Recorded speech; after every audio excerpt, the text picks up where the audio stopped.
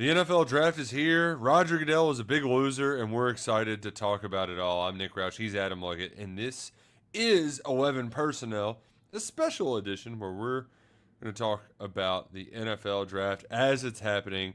The commissioner just took the stage riding a bicycle. Lil Wayne's with him. They try to make it.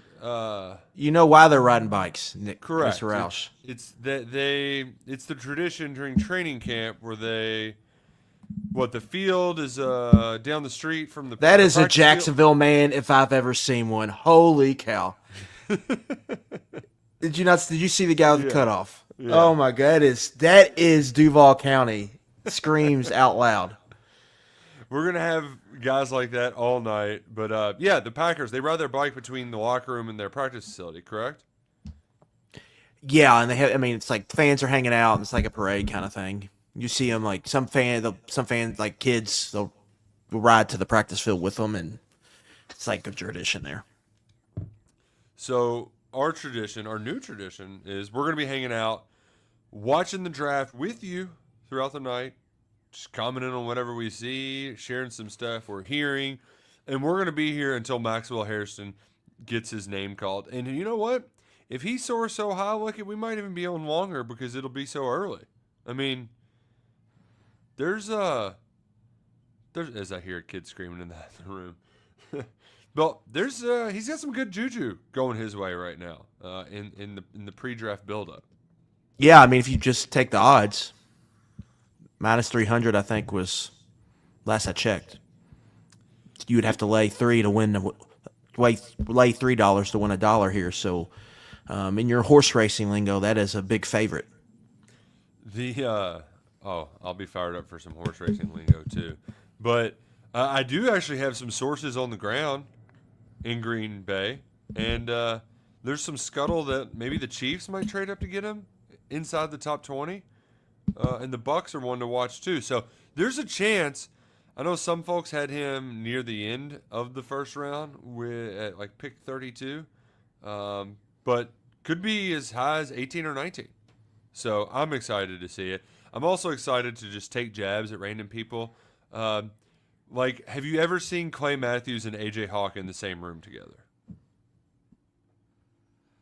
No, but I don't think they look that alike. One has long hair, one has short hair now. Oh no! If you have long blonde hair at one point in your life, you have it for the rest of your life. In my mind, does AJ Hawk have his haircut? Yeah, for like a decade. Still identical people in my opinion. At the end of his NFL career, he did not have long. I think he cut it before his NFL career started. Pretty sure. No way. Google AJ Hawk, Green Bay Packers. And let's see him with the long hair. I don't think he had long hair when he played for the Pack. There's some people in the chat who are Packers fans that could tell us. It's down. Yeah, it's covering up the 50 on his shoulders. I think. Well, he got it. This was a TV he got it cut at some point because they put his big face right behind on McAfee, and his face just looks enormous. He played for the Bengals and he didn't have long hair. I'm almost positive. Well, he lost his edge. Looking at it right right now. Cincinnati went to the Queen City. He just got old. You can't, girl. you get into the 30s, you can't have the long hair. We got to randomly talking about his draft today. People forget he was a top 5 pick. We were doing a little NFL draft trivia with Corey Price, and the top 5 picks in that draft. That was before Moneyball, so you had the positional value was a little out of whack back then. Yeah. But they did at least went Mario Williams 1 over Reggie Bush at 2, which every person in the world, I mean, common normal person who watched football was like, why would you take anyone over Reggie Bush, the best college football player in God knows how long? And Mario Williams, he played for a long time in the NFL, was pretty good. Reggie Bush had what was he good for 3-4 years for the Saints? I mean, yeah, he had a good run, but he was never his draft pick. Neither was Mario Williams. Mario Williams was kind of like Trayvon Walker, like a good player. Yeah, but not number one overall draft pick. Good. Right. Like Trayvon Walker's going to have a good career. He's already a good player for Jacksonville, but he's never going to be probably what you think of number 1 pick when you could have had Aiden Hutchinson. Like, he's not going to have Aiden Hutchinson's career, most likely. Vince Young went 3, was Rookie of the Year, and kind of ate himself out of the league after that. Will Cam Ward be the highest Titan quarterback selected since Vince Young? It's got to be, right? Yeah. I mean, Jake Locker was the first round pick at He some was point. like I think he was top 10. 9. Yeah. Yeah. So, yeah, could have some history there. DeBrickashaw Ferguson was at 4, followed by Hawk at 5. Ferguson spent, I mean, hell, he was starting OT forever. And then Vernon Davis. He's a pretty good tight end. It feels a little high. But fun draft. Jay Cutler's in there. Haloti Nada. Antonio Cromartie before he had 25 kids. I did not realize that Bobby Carpenter was teammate with A.J. Hawk. I didn't realize they were the same era. He was Cowboys in the 20s, wasn't it? Yes. Yeah. 18. But There you go. what is it, Meathead Radio? Or I think so, yeah. ain't It's too- a ain't 11 too personnel pretty. 11 personnel road trip staple right there. Bobby Carpenter and Jacob Hester. And Sirius XM. The Titans, are they going to be smart enough to trade Will Levis and get some more draft capital to build around Cam Ward, or are they going to be dumb and just like lose the chance to get anything out of Levis?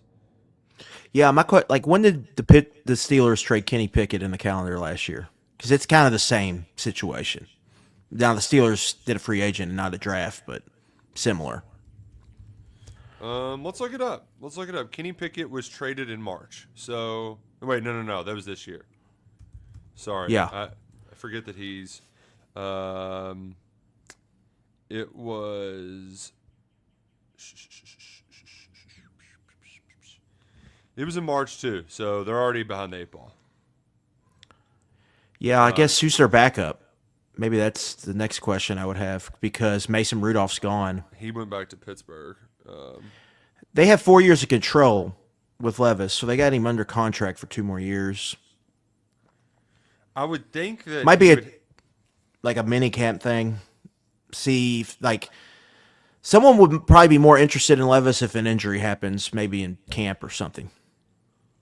Like J.J. McCarthy, remember, got hurt in a camp last True. year. True. It's just, It's not going to hurt them to hold on to Levis, though. Like yeah, you've already got him on the deal. you already benched him. Right. You already got through that. And, like, he's actually, like, Will Levis could be a fun 12-year backup, right? Because you can throw him in. You can do some run game stuff with him. I also worry, like, could he be a Bortles where he's back up for 3 years and then out of the league? Oh, yeah, definitely. Now, I think he's got a little bit better head on his shoulders than Bortles. But Bortles, This next stop is it's critical for Levis in his career. Like, Yeah, he's got to Bortles go at least somewhere. started and stay in a and conference stick. championship game and then, went and gosh, I'm sorry. I got really distracted.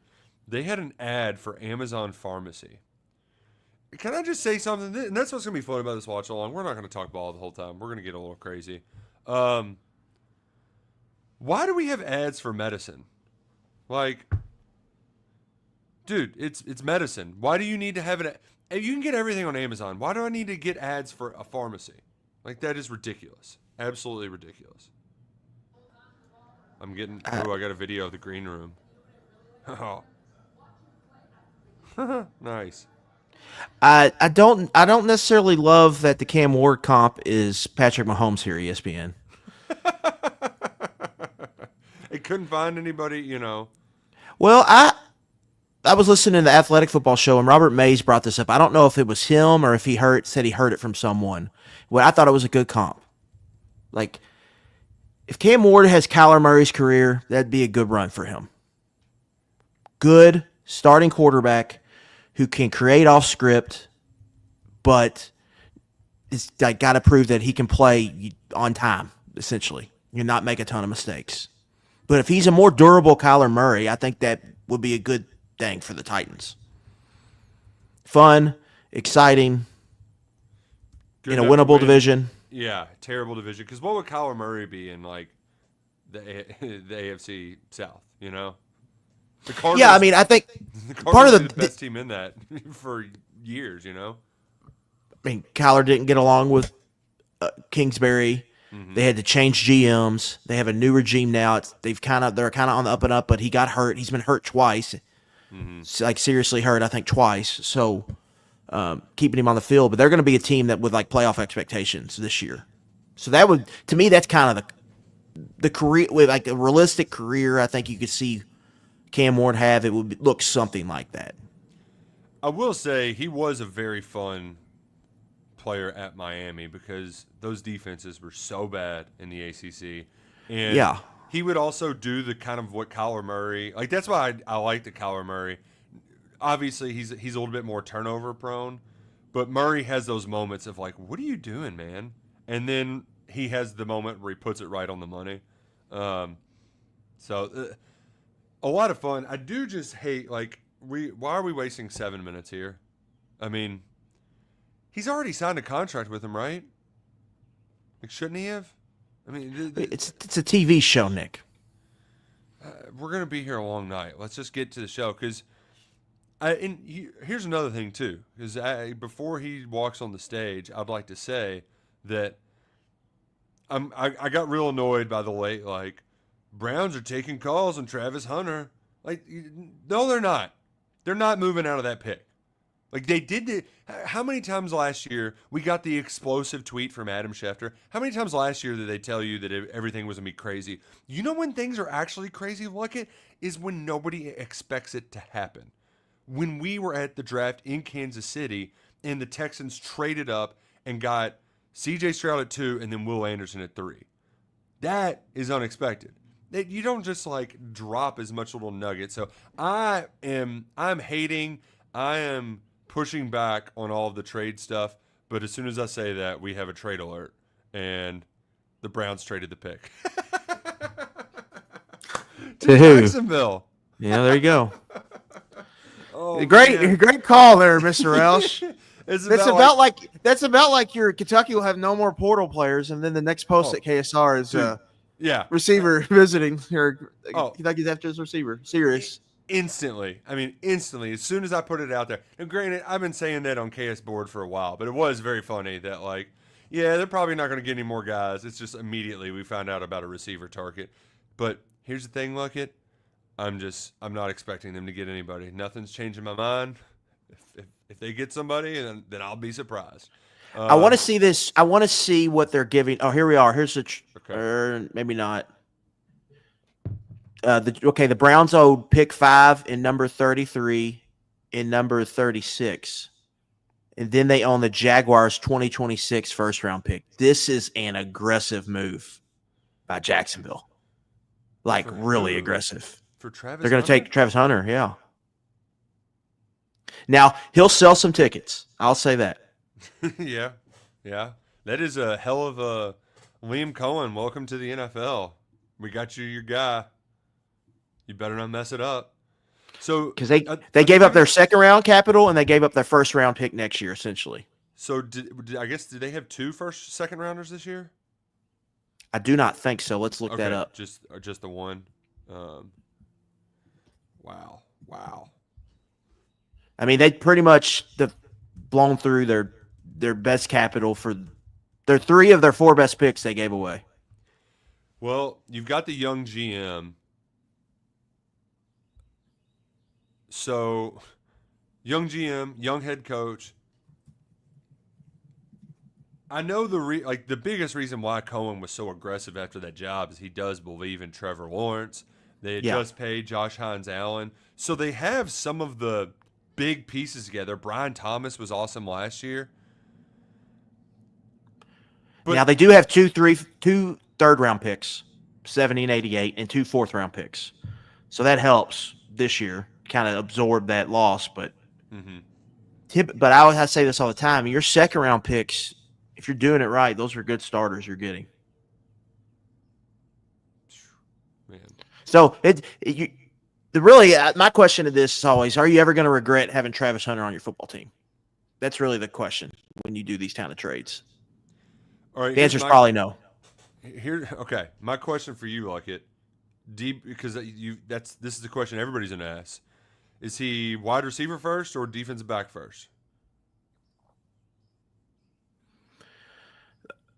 It's interesting. I think the safest pick and the cheapest would be play him at defensive backs. Top end corners are cheaper than top end receivers. I think he has a higher ceiling as a receiver. I worry about his overall size. He's so small cornerback. Yeah, which that's why I'm kind of with you. Like they're doing this for they're doing this for offense.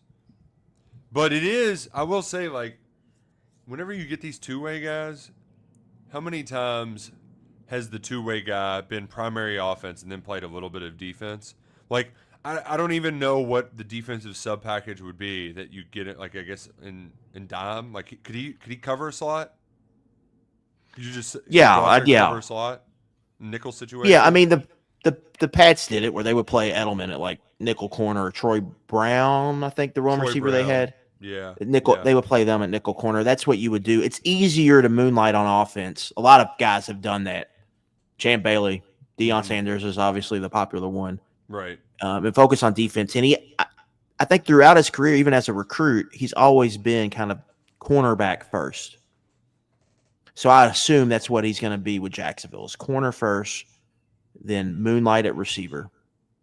But what was interesting about all this, if you believe all these reports that from Schefter and all the insiders, it was basically like that Liam Cohen, this was his kind of, it made it sound like it was his move, but they wanted to make a splash on offense to help Trevor Lawrence. So this is what they're going for. They're going for. So I'll be interested to just see how they package this and how they deliver it in their press conference today or tonight.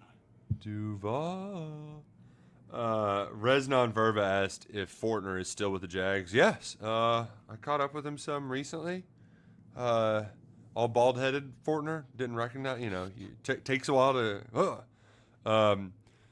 But since they have a new coach, they get extra camp time, which I didn't realize. That makes sense. Like you get more days to get acquainted with the new coach. Yeah. But it's a big one for him, Luckett. Like it's a big year for him.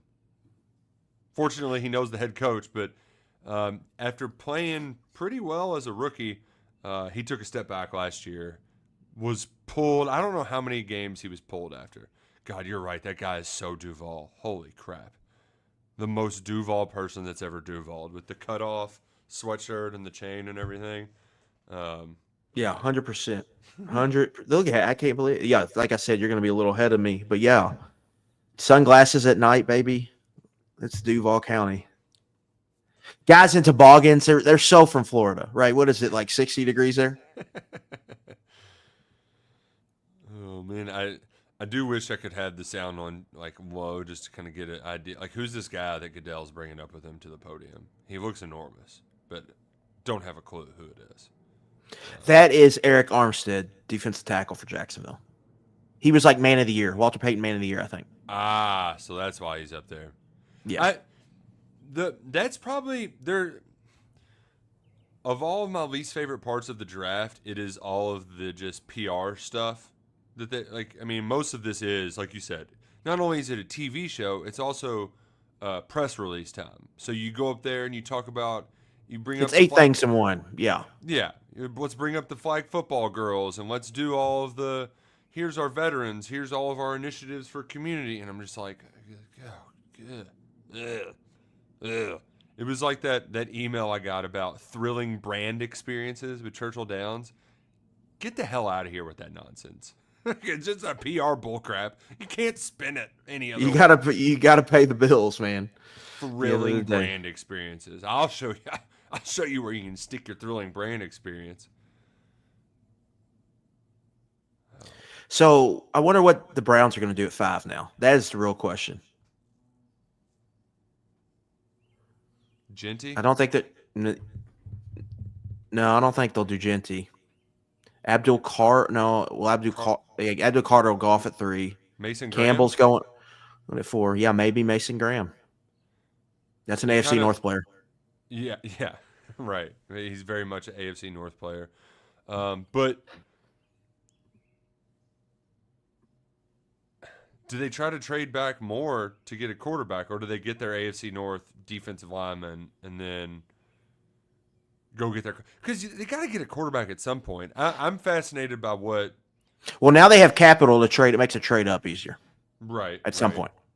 I'm fascinated by what's going to happen with Tyler Shuck because he has been Mr. Pre-draft crush. Yeah. Like he was third or fourth round guy to now maybe into the first round. And his injury history has not been brought up at all. And that was all that surrounded him before at Louisville. The reason why is because it's broken bones. And they're like, well, if it's a broken bone, that's just bad luck. It's not like ligament stuff that could potentially linger. Oh, Max dapping up Travis. Oh, big dog in the house. There you go. Big dog in the house. You asked me before if there was any chance Stoops was there, and I was like, no. But Vince, this is his time. His time to shine. Big fan of Max's dad, too, Marvin. Marvin is a friend of the program. Loves to bust my chops. This is a long hallway or kind of walk they have to the stage. You've got to do what Travis Hunter did and like jog. Yeah. Oh, and they got this little mirror for them to take a picture. Don't hate the hats. Oh, I like the hats. Yeah, these are good hats this year. Very much got like almost trucker hat kind of vibes with the words on them. I'm a big Travis Hunter fan too, from just like if he wasn't at Colorado and he wasn't doing the Deion thing, he would be so much more loved. But just Deion, everything that comes to Deion is, you kind of like question it. Because like Travis Hunter, for all intents and purposes, is just like, he has fun playing football and he's keeps his stuff together. Like the stuff with his dad, I mean, that's tough, that's brutal, but like he still has him in his heart. He's a big time family man who just likes to fish. Like that's what. And the Jacksonville's a great spot if you're a fisherman. You've got the ocean, you've got the St. Johns River, intercoastal, yeah. And so he'll fit right in.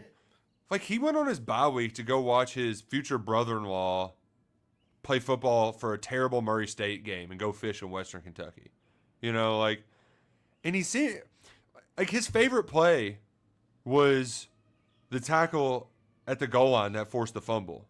That was like, that was pretty damn cool, right? Like just seeing a guy go out, make the catch, and then, oh yeah, let me just go force the fumble at the goal line, which they're showing right now on ESPN.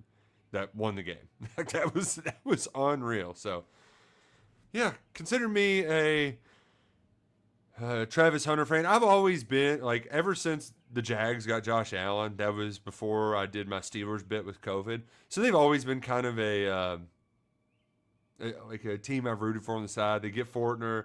Now they've got Cohen, and they're picking up Travis Hunter. Like, it'd be fun if they could get that thing rolling, because the other part of this too, like they went from close to like just completely collapsing within themselves almost instantly. But you can bounce back fast in the NFL too. You were there when it all fell apart. Yeah, Jake Browning broke the Jaguars. That was a fun Monday Night Football. But Trayvon Walker, Josh Hines-Allen, Devin Lloyd, they got some real pieces on defense. Tyson Campbell's had some good moments in the NFL. Now you add Travis Hunter for, first-time defensive coordinator, Anthony Campanelli, who came from the Packers. So I think they're going to play a lot of man because that's what the Packers did last year. So Hunter, he fits there. And so it gives them a piece on defense. And then you have to thank for them. Last year. You have to thank for them. They're going to attack offense here. Like, they need some offensive line help. They could use another receiver. Because it's Brian Thomas, Moonlight Travis Hunter, and then De'Ami Brown and Gabe Davis. They could use some flat-out help. He stinks. I don't think he'll be on the board. I'm going to make a prediction now. They're going to get the big guy from Iowa State. They got the two Iowa State receivers. One of them's the Big X. They're going to go after the Big X. That's my guess. Because that guy will hang around in the second round, right? Yeah, both the Ohio State guys, Jalen Noel, and one of them played at DKU. I'm trying to think of the Higgins. It's Higgins and Noel. I think it's Jaden Higgins and Jalen Noel. Kenda T? I don't think John so. Short would say. I do not think so. That's going to be a fun team to potentially fade next year, because Higgins is a big X. Yeah. What did they end up with? And he played at EKU. They won 11 games last year for Matt Campbell? Yeah, I think that's so. They beat Miami in the Pop-Tarts. Right. I think that was their 11th win. But Rocco Betch is back, and Rocco Becht. Betch, potato, tomato. But Matt, like, the NFL talent that Iowa State is putting out is maybe a decent time to fade them when we get to our win totals. We've got the G-Men coming up, and the G-Men, they're doing what they love to do, draft Penn State Nittany Lions. Abdul Carter will be a New York football giant. That pass rush is looking nice there in New York. Yeah, the right Dexter pick Lawrence, here for New York. Abdul Carter. He that playoff game, he was a damn menace. Joe Shane is catching a lot of heat, but he's drafting. He had a good draft last year. I'm interested to see how they manage this quarterback situation, but they're not going to regret ever having Abdul Carter on their football team. Would you rather have Abdul Carter, or would you rather have not messed up your tank and have Cam Ward as your quarterback? Like that's the game you play. Like, do you? It's just hard because you never know how a quarterback draft is going to shake out, and you never know when you're going to have a pick that good. Correct. And if Cam Ward stinks, you're going to get another chance. Where if you get Carter, you might build a good team, and you might be what the Steelers are dealing with. Yeah, exactly. Which we'll get into that later, obviously. But my Steelers were in quarterback hell. Which, you know what? You were in quarterback hell for your whole damn life. You had 5 good years with Carson Palmer, and then you get Joe Burrow, and you act like you got the damn 49ers. All right, like gosh. You speak like I haven't sat through bad football. Like I don't deserve it. Like you sit here and you say I don't deserve this. Well, I have 2 words to that. Piss off. I do deserve it. Oh man, but I guess that's part of what comes with it. You get Big Ben for 20 years, and then you there's Bengals fans online just acting, and even on our board, like they go and beat the Steelers at the end of the year and just being negative Nancy's about it. Game doesn't matter. Oh no, this or that. I'm like, dude, we just beat the Steelers on the road in pretty much a playoff game. Yeah, like their fans were pissed, outright livid. Yeah. We got to watch Russell Wilson and Mike Tomlin just make all these mistakes in a big time game. Like it's the best. God, I hated that game so much because that was right when they lost like 4 out of their last 5. And it was like, well, they're playing good teams, but it's like you have the chance to end the Bengals season, like outright. I know, you needed some other stuff to happen, but you could have delivered the death blow, and you didn't. And I'm very interested to see how the Giants kind of use Carter when they have Brian Burns in his prime, because Carter can do some of that spinner stuff where you can line him at off-ball linebacker, he can play some off-ball, he can blitz. I mean, diet Micah Parsons in a lot of ways. I know that's the easy comp because of Penn State, but he can do kind of the same thing. Gosh, those are good-looking draft hats. I didn't realize they had the little embroidery, almost looking the stitching on the bill. Yeah, that takes it to a new level. Even though nobody can ever see that on my head. Too tall Jones. I wonder if we need to bring Aaron Gershon in for his thoughts. He's got to like that pick. Like even the Giants, it kind of fits their MO. Like when they were good, they had these awesome pass rushing units. Now it's just what are you doing at quarterback? Dude, they need to just get lucky at quarterback. their first Super Bowl team's pass rush. JPP, Uzi Umenyiora, Strahan. Yeah, the one that was before JPP, the Strahan, O.C. Manure, Justin Tuck. Justin And then Tuck. the second one had Pierre Paul, Justin Okay. Tuck, and some other guys that I can't think of at the moment. But yeah, they could both just absolutely get out there for the passer. I think that was like Pierre Paul when he had fingers. Yeah. It was a he bear to really deal good. with. Is he still playing football? Like He was on a roster last year. Can't remember, but he's hanging around. Yeah, like I was shocked. It was 23 was his last year. He was with Miami for a few games. Okay. Miami and New Orleans for a cup of coffee. Because that was one of those where I was like, how is he still in the NFL? Yeah. Okay, here we go. We've got some official commentary from Aaron Gershon, 24/7. Our friend on the UK beat, who's a huge New York Football Giants fan. New York Football Giants, the G-Man. Glad we took the layup. Thrilled with that pick. Carter Lawrence, Brian Burns, and Kayvon Thibodeau is absolutely filthy. Now, please don't trade back in for Jackson Dart. Oh, so he's out on Dart. Out on Dart. I wonder if he's in on Shuck. Because I do think, like, what's the point of keeping Brian Daboll around if you aren't going to let him get a quarterback to develop? Damned if you do, damned if you don't. Yeah. You know what I mean? Like, it's kind of a... Like The smart thing would be just, let's try this Russell thing out. But if you can, the problem is they're probably not going to be able to pick this high again. So you really needed to get a quarterback in one of these last two drafts, but they're not going to be able to get high. Like, to me, Nick, I kind of look at them, what they're building. They're like 8-9, 7-10, right? mm-hmm. They're in the playoff. They're in playoff contention and wild card contention potentially in December, Christmas. So you're improved. But then you get an NFL purgatory when you're in that spot. And then you're the Steelers. Well, and that's what happens when you have a good year with Daniel Jones and you sign him to a big deal. Yeah, honestly, that was probably the worst thing that could have happened to them in that rebuild. Yeah, is Daboll getting good enough to get him in the playoffs so they got waxed by the Vikings? That was, you want to talk about like a memorable, every gambler has those bets where it's so bad that it's unforgettably bad.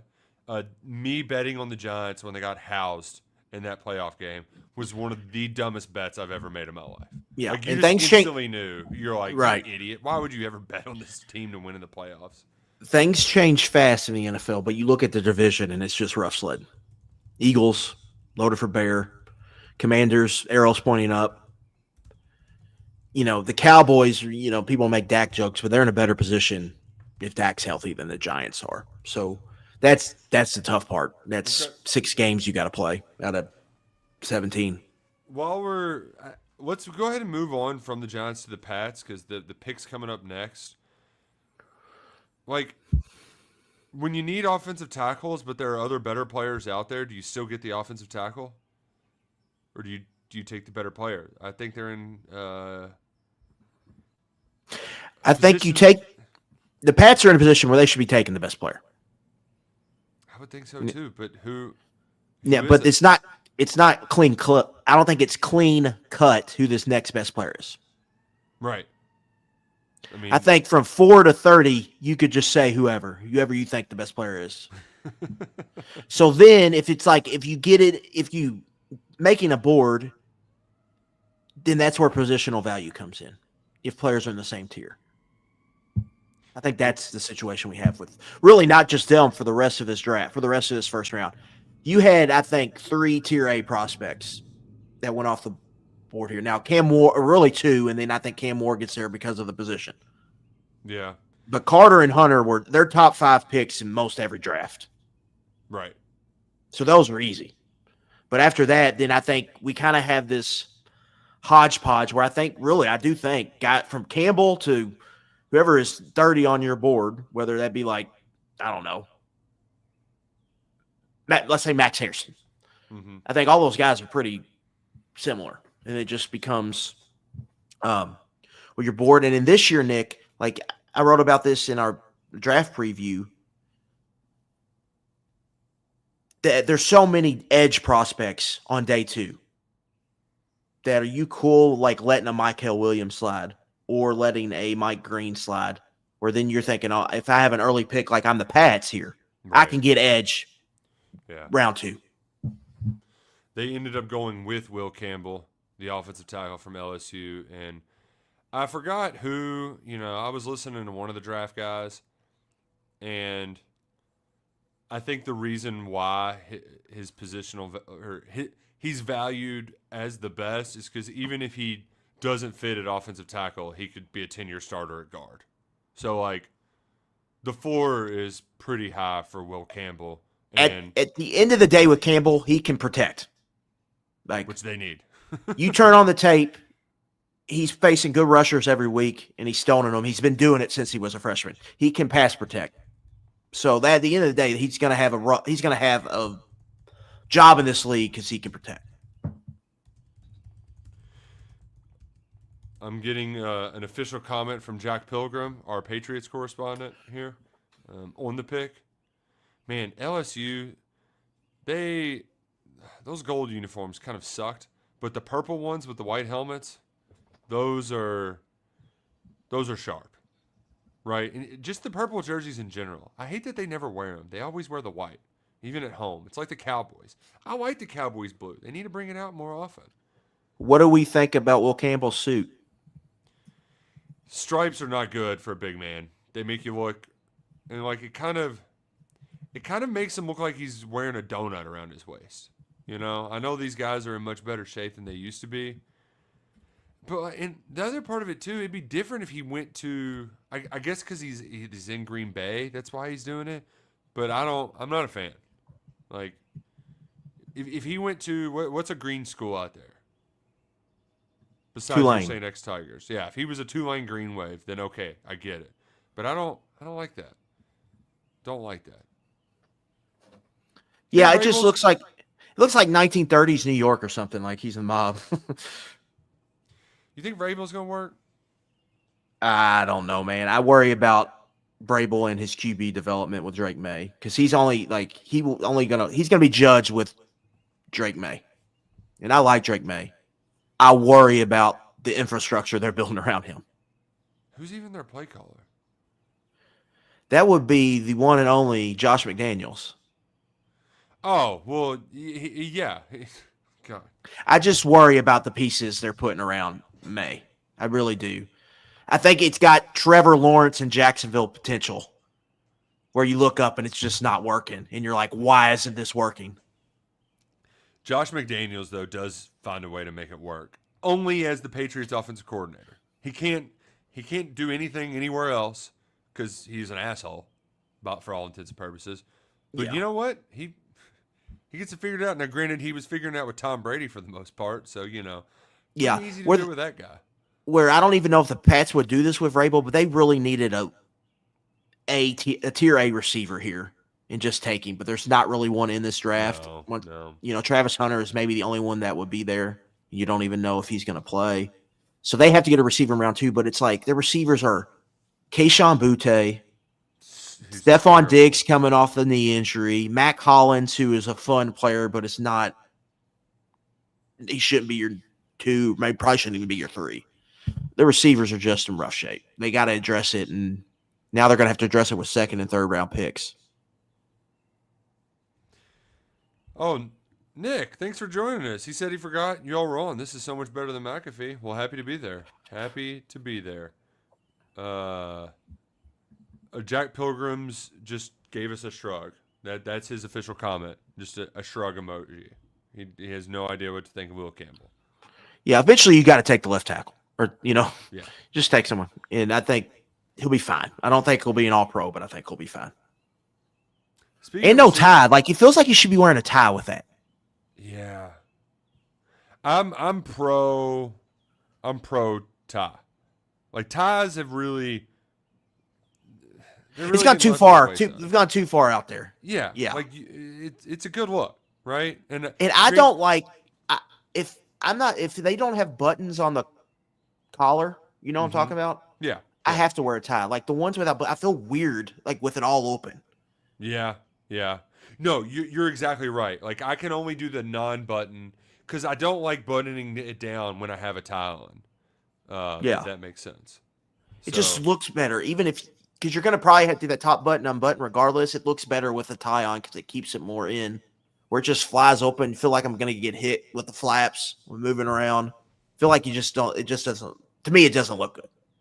And granted, we're also coming as two guys who wore ties to school in high school, so probably a little bit more pro tie than most. That's an AFC North pick, man, for the Browns. Mason Graham, Roush I love that pick. Called it first. You heard it here. Predicted Mason Graham to the Cleveland Browns. He's dapping everybody up on the long walk from the green room. I love that Max is like the last person on the end, and he's just like everyone's hype man as they make their walk down. Yeah, I see this now. I'm catching up to you now. Graham, I like Graham's suit for a big guy. Simple, not over sophisticated. Got the nice watch on. Mm-hmm. And I'm waiting to cut back. We're getting Graham highlights now. What do you think about being in the 50s for a DT? I don't mind it. It just you better be run stuffer first. I think of the dude that played for Alabama. Was it Derek Brooks, the linebacker? The big old hoss cat in the 90s that had the shoulder pads up to there. Oh, man. But it's more of a linebacker number for me, less of a defensive tackle number. I can see that. It's going to take me a while to get used to. Derek Thomas is who I was thinking of, wearing 55. Big number 55 in the middle. David Gusta wearing number 60 as a nose. That's just going to be weird. That's going to be weird. Yeah, that'll be. It's definitely that's an offensive guard center number, no doubt about it. Let's see here. Oh, we got Luckett's in the chat. Here we go. Jack has further elaborated. He better be able to protect Drake May. If not, I want him dead. Wow. Coming in strong. Boston Jack. Coming in strong. Man, that is it looks like those little clear suites on the side of the draft. They almost look like greenhouses. But I guess they're just like, here's a heated bar, climate controlled bar. You can go spend $18 and get a beer. You're right, that is a good looking suit. Even though I'm normally not the t-shirt under the jacket guy. Big guy can get away with it. Yeah, because you know that he's hot. Like he should have broke a sweat on the walkover, you know? That just looks simple, and it looks like it wasn't that expensive. Like, I respect that. That is a defensive tackle for me. Like, that dude, the chin, that is a guy that's going to stop the run in December in 20 degrees right there. It doesn't even look like he passes the smell test. It looks like it doesn't fit him very well. Like it's too short. Yeah, it's not. Yeah, like, that is we're just getting this off the rack. He was like, I'm not spending all this money on a suit. Get a couple $100 and let's go.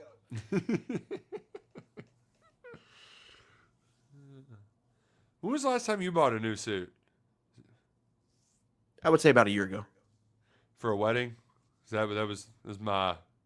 It's always. Yeah, I think it was just we had a wedding. I think we had like 3 weddings coming up really close, and I was like, I probably need another suit. I can't wear the same thing. Same one 3 times.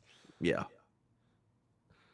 You know, if I was a normal human, I'd be getting my suits ready for Derby. But the only way you'll catch me wearing a blazer is if it's like cold on Friday. I've got a pink one that I can bust out for Oaks. And, you know, I might do a T-shirt underneath it, but I don't. Early forecasts. You want to get to your weatherman Roush? Early forecast for Oaks and Derby, Luckett? Yeah, hit me. It's not official until we get the word from Jude Redfield. He is my official Derby weatherman, not Mark with a C. Jude needs to get more shine than Mark with a C, both at WDRB.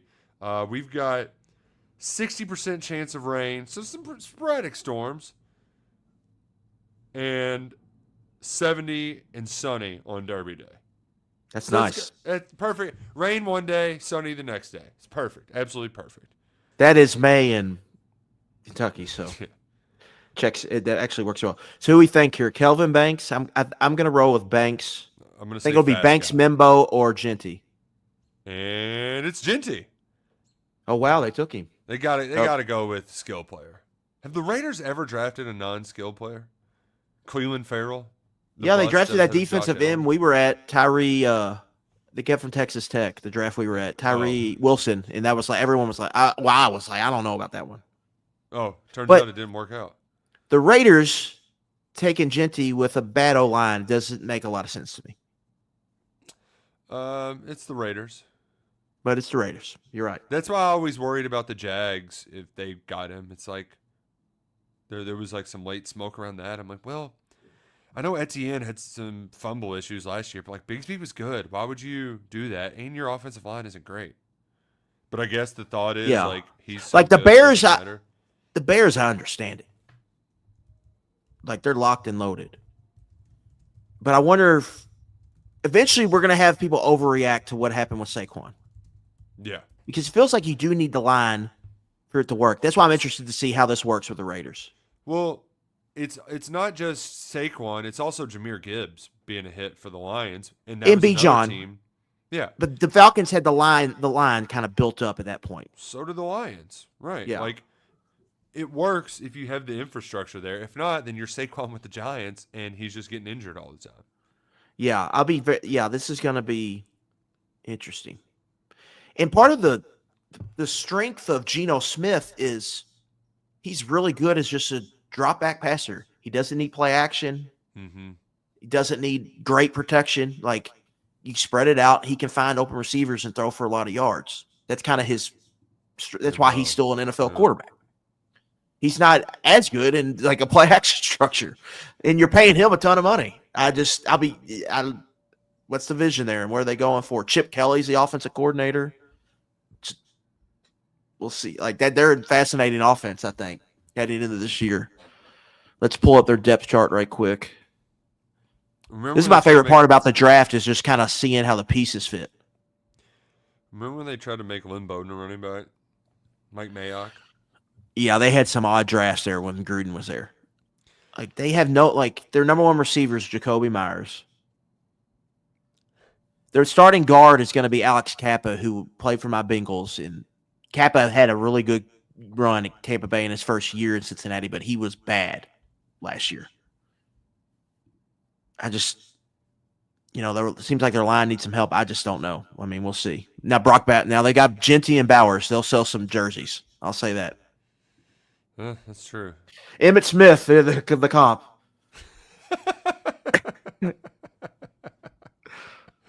Oh, man. I love it.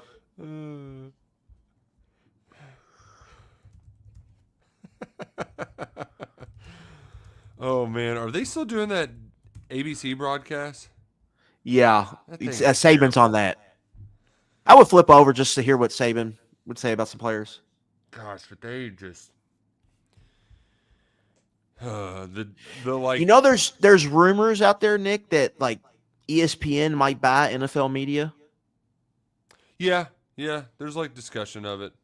And if that happened, we could get Daniel Jeremiah, Kuiper, and hopefully they keep Louis Riddick on the draft. That would be the perfect draft. No, they'll put Booger on there just to like espouse nonsense. Yeah, you're probably right. I've never once heard a Booger McFarland take and been like, oh, hadn't thought of that before. Like what do they see in him, man? It's just the most canned, generic stuff. And like the thing is, I actually liked him most on the Booger Mobile. That's when I enjoy. Like that was the only times I thought he was adding anything to a broadcast. But he's better in studio. But he seems like he has a lot of friends. Yeah. Like you could tell he's real good buddies with Greenberg. They have like a good rapport, I think. But I don't like. There's better, I think, an analyst or people giving analysis. Well, I don't think he's. Yeah, to your point on the draft stuff, I don't think he's necessarily grinding the tape. And the reason why they have him on there is because he's technically also a college football guy. He does their halftime show, so he should be aware of these guys. And what I find most fascinating about the NFL draft is the people who are like, I'm a college football fan. I don't care about the NFL draft. Or I'm an NFL fan. I don't care about these college football players that are coming up. Just tell me if they're good or not. It's like, and the same kind of applies to the NBA fan as well, like who refuse to watch college basketball because the product's bad. And it's like, have you seen some of these games in March in the NBA? Like it's horrendous. There's much better basketball going on in the tournament. So I don't understand the disconnect, but more specifically with college football, NFL football, because it's like, I think it's a lot of times it's a bandwidth thing for people. yeah, I guess they're like, well, if I'm going to spend all my Sundays watching NFL, I can't spend my Saturday watching college football. Yeah, I think you hear like a lot of people in NFL media would be like, I can't just watch games all day on Saturday, or my wife will divorce me. Right. So I get it. We kind of live that a little bit too. Yeah, it's kind of easier, I think, to sit around and watch on Sunday because it's a Sunday. But Saturday is more of a get up and do stuff day. Yeah. So I get that. Yeah, it just to be a fan, it'd be hard. It's hard to be like all in on two sports at the same time, two teams at the same time. Well, and the other part too, like for me, just give me a window to watch the red zone, right? Like, and I could keep up with 32 NFL teams. Keeping up with a bunch of college football teams, much more difficult. Like you have to have a team in college football, not like casually watching them all, or except for maybe like the big games. You can't. To your point, it's probably easier to casually watch an NFL Sunday or a college football Saturday.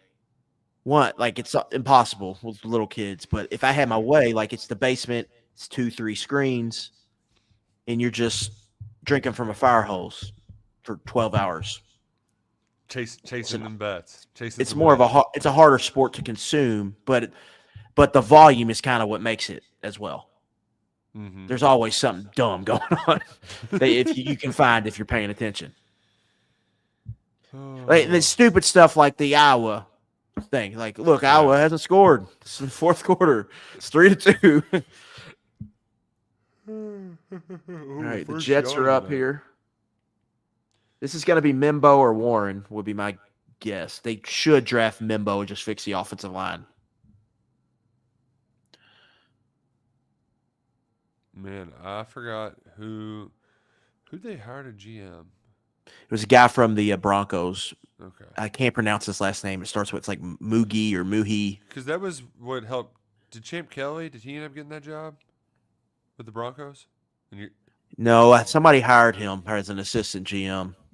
I was going to write about that, but it was kind of in a busy time. You're correct. It was Dolphins. There we go.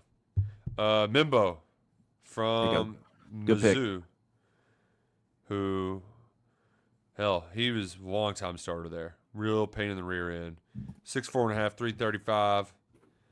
Heading to the Jets, which reminds me of their last big-time top 10 left tackle pick, Mekhi Becton from Louisville, which crazy, like it doesn't work out there for the Jets, and some of it's because of injury. I think he had a knee one year. But the Eagles take him, and they put him on the inside and just start ramming it down people's throats. So, I'm kind of glad it worked out for him, even if he was a card. Yeah, I think that's just right. They've got a long rebuild ahead. Fix it from the inside out. I think that's the right pick at that point. And the Panthers here, it feels like it's going to be Jalen Walker, like a Georgia edge here. Which Georgia edge do you like better, Walker or Mykel Williams? Walker. He's the pass rusher. I mean, he can dip and rip, bend the corner. He can do some of that spinner stuff like I talked about with Abdul Carter if you wanted him to. Like you could play him at will and use him as a blitzer, or you can shift him down to rush over the left or right side. Wow. I mean, he won them the Kentucky game. If he wasn't on the team, Kentucky wins that game. Like he was the one who turned the corner on that one drive where they had the mesh and the wheel open. Kamari Anderson up the seam. He was the one that wrecked that. Mykel Williams, the fact that Harrison got a draft invite and Mykel Williams didn't, it's just so wild to think if you put yourselves in those shoes, 3-4 years ago, when Kentucky was recruiting him pretty heavily, and Some of these Jets fans throwbacks right here in the draft is just the best. they're great. Yeah. Them and the Eagles, like them just absolutely losing their mind.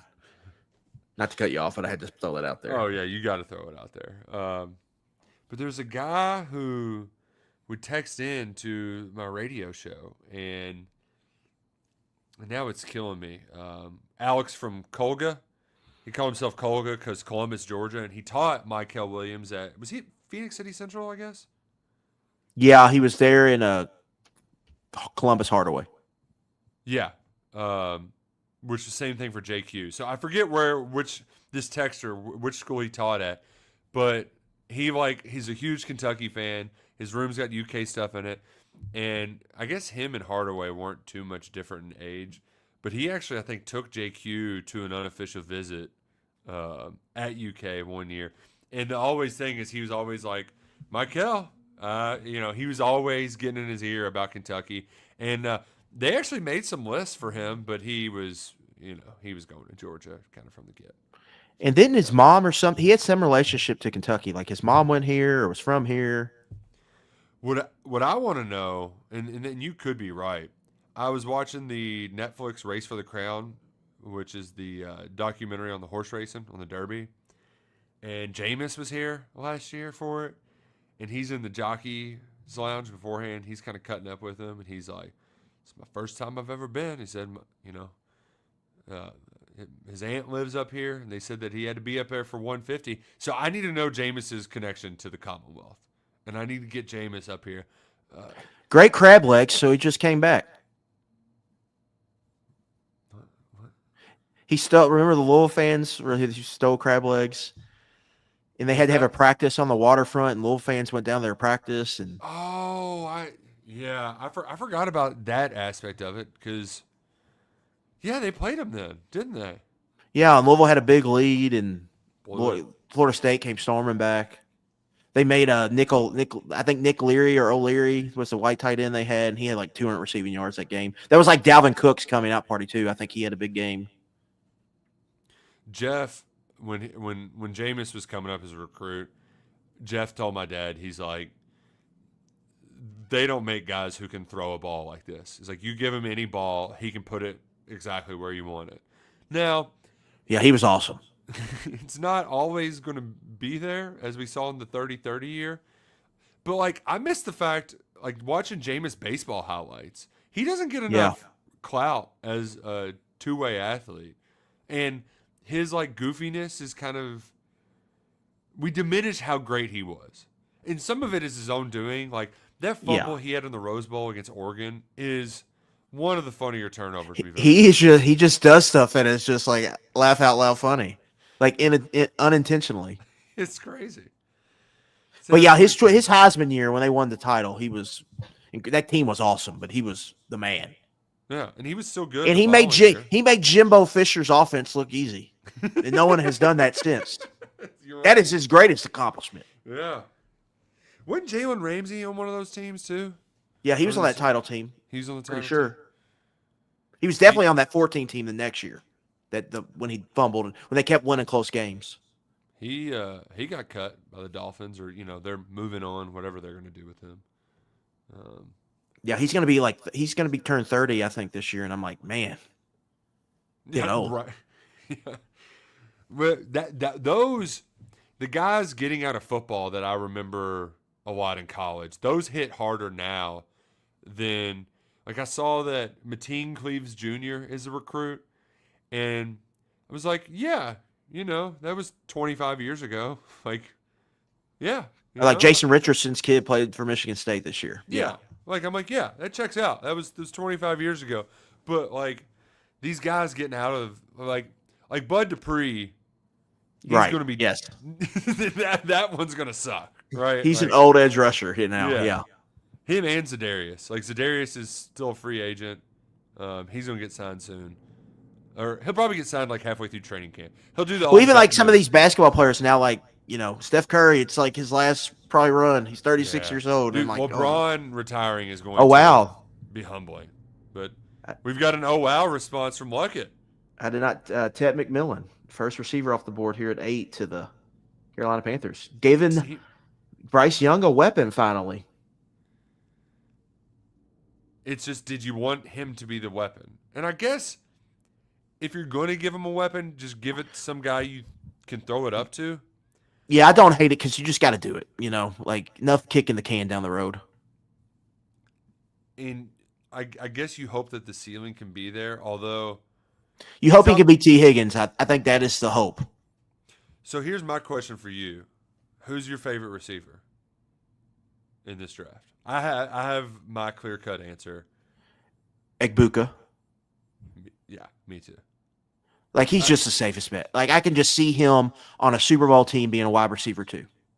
Yes. I don't think there's any wide receiver ones on a Super Bowl team, but I can just see him being a wide receiver, 2 on a Super Bowl team. Which, the thing that always worried me with T-Mac, and some of it is just, like, it's going to be hard for me to shake out of my brain, and, like, it's unfair for me to compare him to Justin Blackmon, but that guy just got arrested, so it's fresh in my mind. I feel like these big guys can have a higher bust rate. Yeah, I worry about the speed. Just like the speed is a big worry here with him. Was it 4.7? He said they clocked him 4.53 at pro day, but there was like he's going to run 4.6 or 4.7. Yeah, it's a big worry. But he was a lot of fun to watch 2 years ago when Jed Fish was there, and they were lining up scoreboards. Now that team wasn't as good this year, but still fun. But Canales, the play caller there in Carolina, was in Tampa, and Mike Evans had a big year under him in similar play style, I think. Like, if McMillan is really successful in the NFL, it will look similar probably to Mike Evans, the career he had. So that helps too. Man, Mike Evans, shout out to that guy. Got me a fantasy league championship this year, basically. Not by himself, but like, you want to talk about just rock solid. Go out and get 1,000 yards. That was a very cool moment when he got him that 1,000 yards in that final game this year, but like on the final play, too. Mm-hmm. Good question from Rest Non-Verba while we're kind of talking about receivers in general. When will Luther Burden get picked? Second round, early second round. Maybe the Chiefs take him at the end, but I would guess early second round. Part of it was kind of me on my pounding on the pavement ahead of the year. My anti-Missouri takes Luckett. A lot of them were for the defensive reasons, but there was a lot of pressure on Luther Burden to be superhero, and it's just like it's asking a lot of him. But do we know of these red flags that people speak of? Because apparently there's a lot of them with Burden. I guess just, I don't know. He's in St. Louis, so you never know. But that apparently is a big reason why he's not thought of so highly. Him and James Pierce are the 2 red flags guys in this draft class. I think with Bird, it's probably like a thing of, will he take to coaching? Right. Or is he just going to kind of do what he went to Missouri. They paid him the most money. Maybe wasn't the most strict environment for him. I'm just kind of guessing what I've heard. That's probably what it is with him. Saints pick got in quickly. They aren't wasting any time. But the TV show, you got to get your interviews in. You know, you got to do all that. But Panthers now, Bryce Young, Chuba Hubbard. They picked up Rico Dowdle, so 2 good running backs there. O-line's still kind of a work in progress, but they improved the guards last year, free agency. You got Adam Thielen, Xavier Luckett, and Ted McMillan. That's, I wouldn't say a good receiver core yet, but it's a lot better than what they've had. Did Thielen did he have an injury at the end of the year, or am I just dreaming? He's been in and out of the lineup the last couple of years, but he had a good year last year for them. Yeah, Canales showed some stuff, and here's the other part too. I don't know what Bruce Arians' specific job is, because they still have him on the payroll, right? In Tampa. Because whatever I'm not sure what the deal is with him right now. Whatever they're doing, Their GM's the man. Lick's the man. Like, he's awesome. Jason Well, Lick, their general manager. They're finding some offense coordinators, right? Like, Yeah. they're keeping that thing humming. Baker, And he drafts well consistently, too. yeah, 30 minutes on the clock. I'm just joshing with you, Peak. The Saints, who are they going to get here? This could be the tight end, Tyler Warren, could come off here. Could be a defensive lineman and an edge rusher. They have a lot of needs, New Orleans does. Defensive lineman, Kelvin Banks Jr. Oh, they got the tackle. Tiny baby. Or no, why did I say defensive lineman? Their longtime right tackle just retired, Ryan Ramchick. But they have a lot of needs, the Saints. So. Oh, and here come the Waterworks. I feel like you're more likely to get Waterworks in the home draft parties. Yeah, Talise Fuaga, who was a first-round pick last year, played left tackle for them. Now they bookend it with Banks. Are the Saints? They're kind of in a similar purgatory to the Steelers, where they just the Big Ben era ended similarly to the Drew Brees era, where it's like you held on to him a year too long, noodle arm, and then you keep throwing Band-Aids on it. Now, what the hell's going on with Derek Carr's shoulder? Like, I think he's quiet quitting. Just Pretty doesn't sure. like who? Hell, and I can't even remember. Kellen Moore is their coach now. Yes. Like, I guess they don't jive. I don't know. They feel like they're in a real purgatory here. But I guess when in doubt, get the tackle. The Saints fans hate Carr. I mean, can't stand him. He is very anti-New Orleans. It just doesn't ooze New Orleans personality to me. Yeah, they're not fans. I'm not the biggest Derek Carr fan. I think he's one of the more overrated quarterbacks in the NFL when he was going. But they can't stand it. The bigger thing is Mike Thomas still with the Saints. What the hell happened with that guy? You want to talk about quiet quitting? Like, he went from top 5 NFL receiver to just not Yeah, I'm playing. pretty sure he retired. He just couldn't stay healthy. The baby just barfed in front of a national audience. You know, babies spit up sometime. That is, he's making some funny baby faces too. Like, looking over, like, what is going on here? What are y'all doing to me? Oh man. The only thing bigger than Mimbu's head right now is Dorkowitz's head for having a top 10 draft pick. No kidding.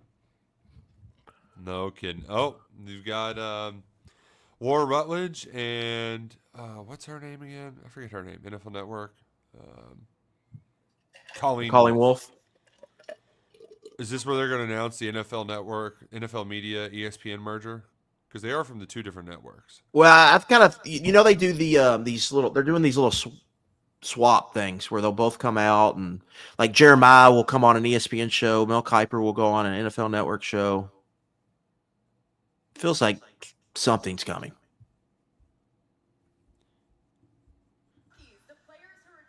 Oh, schedule release. Okay. They also, so for those who have never been to an NFL draft, they have, like, you don't hear what anything's happening in any of these desks. They have their own in NFL draft hosts. And when we were there, I think, wasn't it Colleen Wolf? Wasn't she one of them in Kansas City? Like, yeah. An in-person host. And then they had somebody else from NFL Media. And in addition to the host, they also have the band, right? Yeah, who's playing have house songs band there. The house band. And sometimes the house band, you're like, guys, can you all chill out a little bit? Like, let's get to the picks. Let's keep this thing moving. So, if you've never been to the draft, it's pretty fun. I would recommend going at least once. Yeah, it's the most American thing I've been to. I mean, I feel very confident saying that. Marijuana Beers was definitely legal in Kansas City because you could beers smell it everywhere. marijuana, rich, middle class, poor, people from all over the country, people with, I would say, different beliefs, different backgrounds, Dressed up like crazy people. all there. It's really like a celebration of football. It's the best way I could put it. And I would have liked to have been there for day 3 when it's more casual and you kind of just lift your head up to see who your team's picking at the time. Um, because a lot of it is just hanging out, and then you're just waiting for your team to go. You care a little bit, but about the other teams, but it's a very casual hang. An NFL convention, I think is what you called it. It's for people in Louisville. It's a church picnic, but just football on a very larger scale. That's essentially what it is. We're going to go here, we're going to have some beers, have a good time. We're going to eat some food out of a truck, it's nachos or whatever, brisket beers. or whatever. Yeah. And then, you're just there. You're really just showing that you're a football. Like, I love football, so I'm going to this. Go team, whatever your team is. I like that they're giving some shine to Steve McMichael, who was very cool. He had ALS, played on the 86 Bears team. 85, yeah. 85, sorry. But they had he found out he was getting in the Hall of Fame right before he passed. So very cool that he got that moment before he did pass away. Yeah, he's quite the character. If you've ever done any research on him or watched any of the documentaries, he was of that team. Wild. He was quite the character. There was a video going around of him the other day where he was at a Cubs game. I think he sang the 7th inning stretch, and he just got on the microphone and talked about how bad Angel Hernandez the umpire was. Who anybody's a baseball fan knows who Angel Hernandez is. The fact that Angel Hernandez was even bad then, like that. What a run! That was like probably early 2000s when he did that. It was like Kerry Wood Cubs era. Now I say that nicely, but at the same time, I don't really want a shield for the rivals pick. Like I want the Packers fans to just be booing Goodell to where you can't even hear him. Which it was just like the Chiefs when the Raiders would come up, they would just boo. Love the being able to boo the commissioner too. That's a lot of fun. That's another thing I think people don't realize is some of the rivalries in the NFL. Like the big ones, but every division has them. Like you hate the team. And the Bears are going a little 12 personnel. Oh wow, they took Loveland over Tyler Warren. Colston Loveland going to be picked first. Team him up with Cole Kmet, giving their quarterback another option. I still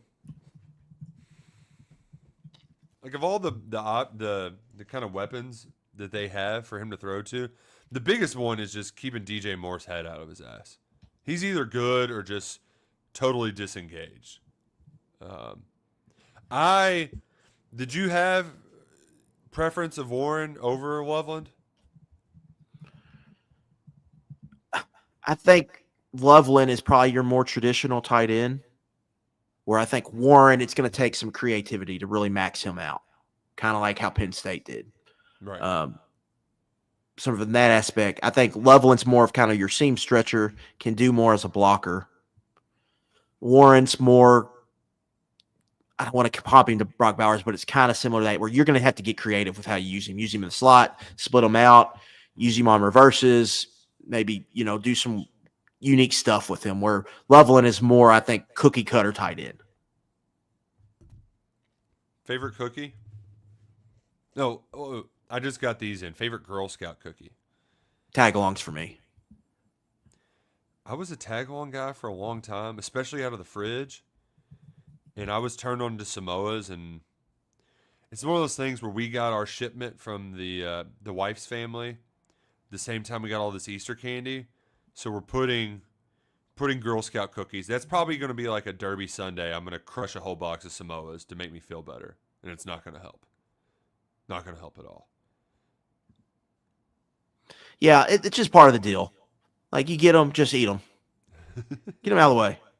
What are we doing here? Oh, man, the fact that Colston Loveland has a dude in a cowboy hat, and he's got these two big-ass – is that are those elk hanging from Catching their up wall? to you right now. Yeah, that big hunter. I think he's from Colorado. Idaho. Okay. Yeah, that's an Idaho living room. I wanted Kentucky to get that tight end just to say that they had a player from Idaho. I don't think they've ever had a player from Idaho. The BYU pipeline, or the Mormon pipeline. Yeah. Can't beat that. That's hard to beat. Which I guess we can talk Kentucky football for a minute. Here we go.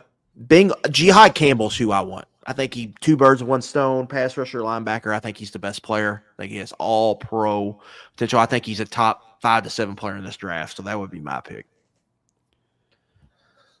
Are they going to sign what's his name? Visor guy, crazy pass rusher, Trey Hendrickson. I think Because like they don't spend money. Mike Brown. I think they're gonna give him a little raise for this year, and I think they're gonna let him go into free agency after this year. So I think he'll have one more year in Cincinnati. That is my prediction. Because my thing is just like, don't you end up hitting the cap, and then like how can you under the salary cap play a quarterback, pay 2 wide receivers, and also pay an edge rusher? Yeah, I think there's some positions that they have cheap right now. Like all their cornerbacks are on rookie contracts. Safeties are cheap. They've got a right tackle for cheap, rookie. So that would be how you do it. Now, there's ways to kind of get around the cap. But the Bengals, they have caps, but they have the cap space to give him a raise if they wanted to. That's like not necessarily an issue for this year. I think the worry is how fast is he going to age out? Hendrickson in particular. Yeah. Our friend SEC Mike has joined the chat. Is Joey Aguilar a top 10 lock for the 2026 draft or just a first round lock? Thanks. Let's talk about the trade, the college football trade. SEC's Mike too early. I need to do some Aguilar research to see what actually sport he majors in that's not playing quarterback. I admittedly don't know much about him. However, there's one. He had a good year 2 years ago at App State. Last year wasn't great, but it was good. So the one guy I follow for my mid-major takes, it's a random guy, and he's one of my favorite Barstool personalities is Liam Blutman. He's this redhead who's deadpan, and he watches all of the ball, like all of the Maction, all of the Mountain West, all of it. I mean, there's nobody I know who watches more mid-major ball. He has takes on like MAC basketball players. He's one of those guys. And his take on Aguilar was, don't do this, Tennessee. This will not work. So I would absolutely love for that to happen. Even though, I mean, you're in a Heupel offense. Like, I don't understand. Like, there's a lot of freaking out, but they have a redshirt freshman who was a blue chip recruit in a Heupel's offense. If he's not ready now, he's not ever going to be ready to run it. Like, you don't need a lot of time to, all right, this is what we do here. So, like, I know that there was a lot of freaking out, but I didn't necessarily understand some of the freaking out because, like, you've got a guy, like last year they had a walk-on that was backup where they would have been in real trouble. Right. This time they should be okay. So I wouldn't be surprised if maybe that guy beats him out for the job. I don't know day to day if that guy's maybe overachieving or underachieving, but just looking at his recruiting ranking, he should be in a position where he could go play winning football for you. And now we have the actual using his brain take. Mike, he doesn't think he's a top 12 SEC quarterback, and the Cats might have a shot against the Vols. Well, that's almost it's a couple of years that might be top half of the SEC, top 12. Yeah, I'm sure Zach Calzada will be 15 or 16 in those rankings. But, you know, he's got a lot to prove.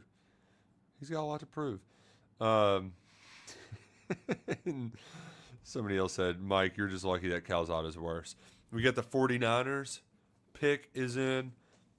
The Niners, man, they had that Super Bowl loss. It hit them hard along with the injuries, the getting old, you know, Debo getting old. They're going to have to pay Brock Purdy. The McCaffrey injury hit. Yeah, they've got some contract stuff they're trying to figure out. Kittle wants a new contract. McCaffrey's never going to be what he was during that 2023 season. Like it's kind of not all the way over. Like I'm sure he'll be fine, but he's never going to be what he was. Mm-hmm. So they're kind of in it now. Like that window, it feels like that window shut for a little bit. But Purdy plays well for him, and hell, how much longer is it? tackle. I mean, I feel like he's been the best tackle in the league. Yeah, for he's on his 15 last year, years. maybe 2 year. Trent Williams. Yeah, he's been getting hurt all the time too. Right. So Injuries really did. They had a ton of injuries last year, but they've lost some players to free agency. They need a good draft. And the first pick of that draft is Michael Williams over Jalen Walker, which that edge setting defensive end feels right up their alley. I feel like he's a perfect fit opposite Bosa though. Yeah, that's and it feels like for the longest time that defensive line has just always had 3 dudes. You go back to DeForest Buckner, kind of the start of when Shanahan started getting them rolling. Man, there's a lot of people at that draft party. How are they all fitting in the house? And they all got their phones on. Like, why do you need? I mean, I'm counting 1, 2, 3, 4. And how many of them do you think are live? I don't understand the going live thing. Like, I know we're going live. We're going live to a channel with 48,000 subs, which help us get to 50. If you aren't already subscribed, what are you doing? Go ahead, subscribe, get in there. But why? I'll never understand that. The going live. You're gonna get more interaction if you just film a video, so to get 10 people watching your live video. I don't get it. But nevertheless, our first Georgia Bulldog off the board, and surprisingly, a Georgia Bulldog without a moving violation, as far as we know. That's an exception to the norm down there. Mm-hmm. There was a lot of memes, Fast and Furious memes, Grand Theft Auto memes for this week. Like when Nitro Georgia players driving to Green Bay. When Nitro Tuggle got his, it was just like that guy was built. He was built in a lab to get a moving violation at Georgia. Guy named Nitro? Hell yeah. That dude's going to be going over the speed limit in Athens. I also wonder, too, how much of it is the Athens... Like, how many of these moving violations are they not catching? You know? Because I'm sure the Athens PD isn't exactly the strictest. We're going to get a We've got to get a documentary about that someday. About, like, the infighting between Athens PD and the Georgia football program. Trey says, keep him away from automobiles until he signs on the dotted line. All right. My Cowboys guess here, I think it'll be Gray Zabel or Matthew Golden. There was a lot of Gray Zabel buzz. And they've loved to draft O-line in the first round the last decade or so. I trust a lot of those guys, too. The FCS guys that come up, kill it at the Senior Bowl. I will say one small school guy who didn't work out, who was a lot of fun in the pre-draft process, was Trevor Penning. He got... Yeah, they just drafted a guy to start over him, I think, Kelvin Banks. That guy was fun, but he didn't. I think they'll play Banks at left and probably move Fuaga over to the right, but yeah. And we've got our Zach Martin replacement, Tyler Booker. Oh, there you go. They went early on Booker. Yeah, guard from Alabama. Man, that is a great-looking suit for a lineman. Wow. Love that. The brown suit. Okay, it's not a full suit. It's just the brown jacket. But that is, I think I would have liked it more if it was the brown, the full brown suit. But we don't. Oh, I love it. He's running. He's even got like a cool little brooch on the lapel, too. The Jalen Milroe. Nick, this feels like our first reach. The Cowboys? No. Guard at 12. Booker's athletic testing wasn't great. I think he'll be a solid starter, but taking him at 12 feels like a reach. Man, he's even got the brown, kind of a different color brown pocket square. I like the look though. He's passing the look test. Yeah, he'll be a good pro, but taking him this early, I think there was a chance he might have fouled out in the first round. And instead, number 12 overall, the Dallas Cowboys. I like the pace, the tempo we're going with right now too. Doesn't feel like a lot of sitting around in this NFL draft. Not a lot of sitting around. Got the Finns up next. They're another team. They need to get young and get some younger talent in the building because they're kind of aging out.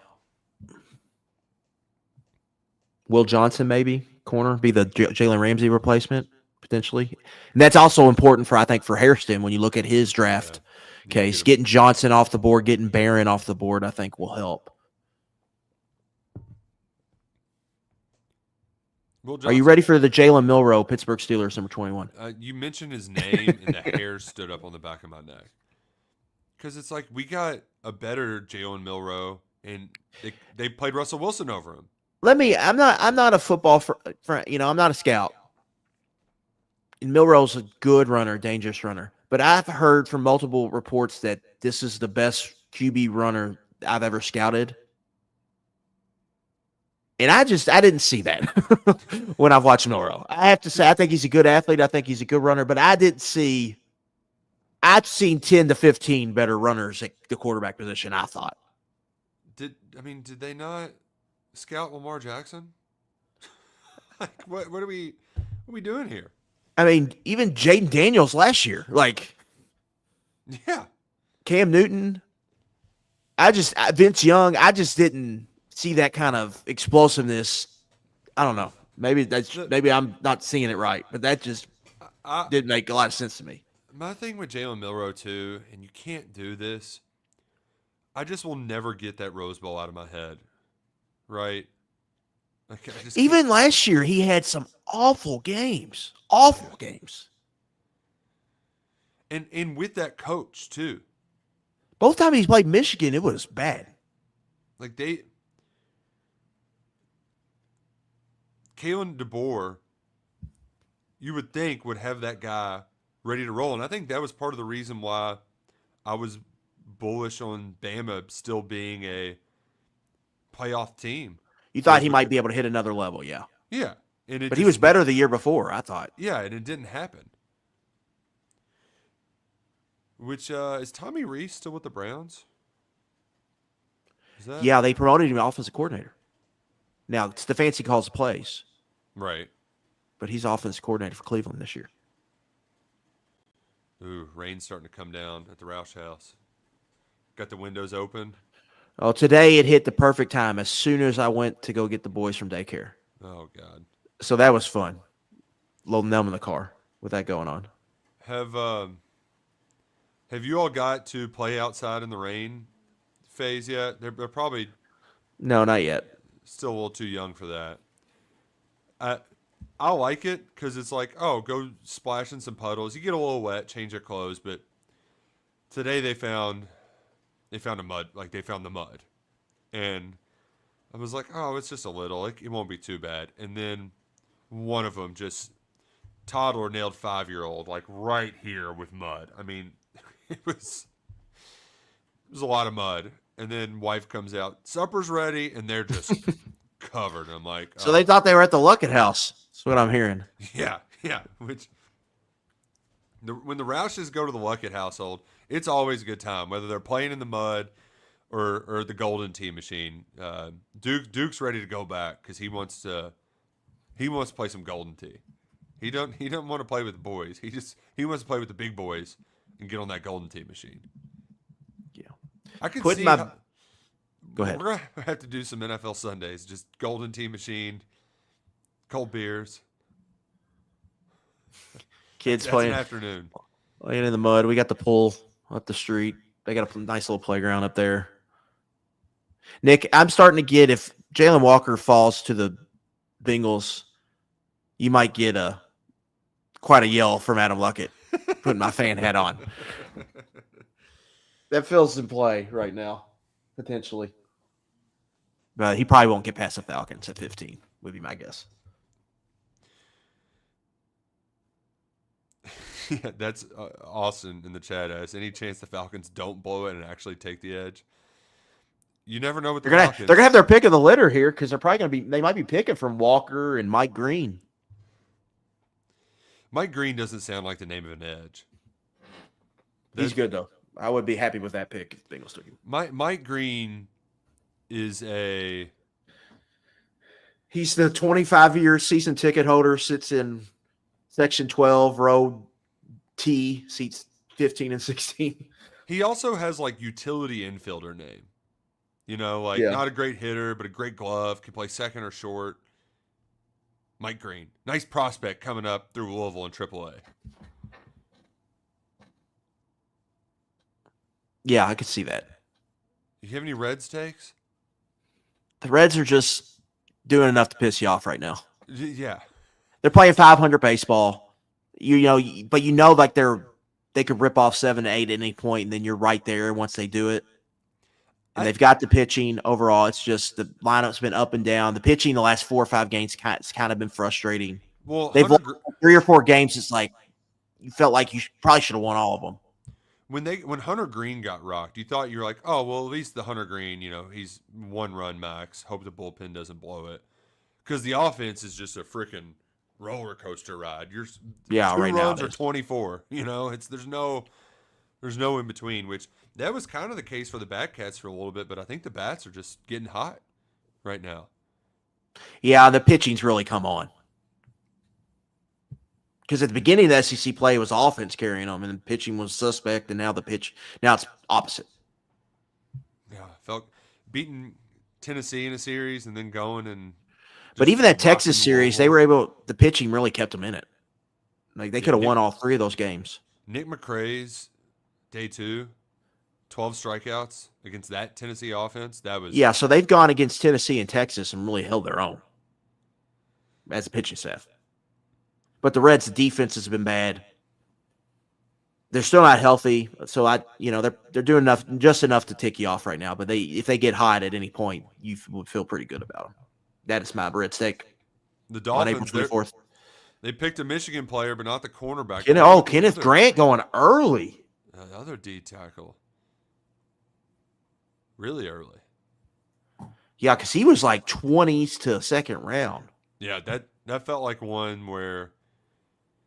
And that is what's made kind of trying to feel out this draft fun is because, like you talked about earlier on, the kind of hodgepodge in the middle, you don't know what exactly the teams value, what they see as a need. Kenneth Grant going to the Fins. Ooh, that makes me wonder, is Calais Campbell still... I know he's hanging around. Is he still with the Fins? Arizona Cardinals. Big Calais Campbell fan.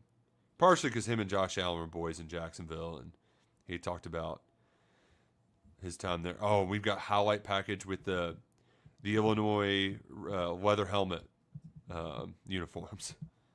Those were sweet jerseys, man. Those were made for a Brett Beal and the team.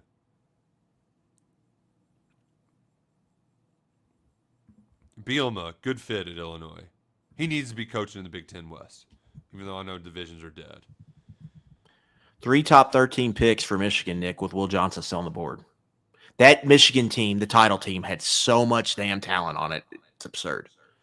Well, and it also goes to show you they just had a somewhat serviceable quarterback last year. Yeah, they held the first-year coach really kind of messed it up. Yeah. That, and then their freak quarterback. I don't know. What was his name? Alex, the running guy? Why can't I think of this? Are you talking about the quarterback coming in or a quarterback last year? Last year. There was Alex Orji. Like, couldn't throw. Why couldn't they just run the damn ball with him? Why couldn't they do the Win Bowden offense with Alex Orji? I don't. Come on. I think they tried to do that and it just really didn't work. Their offensive line wasn't as good as it was year before. It is bad. It is rough.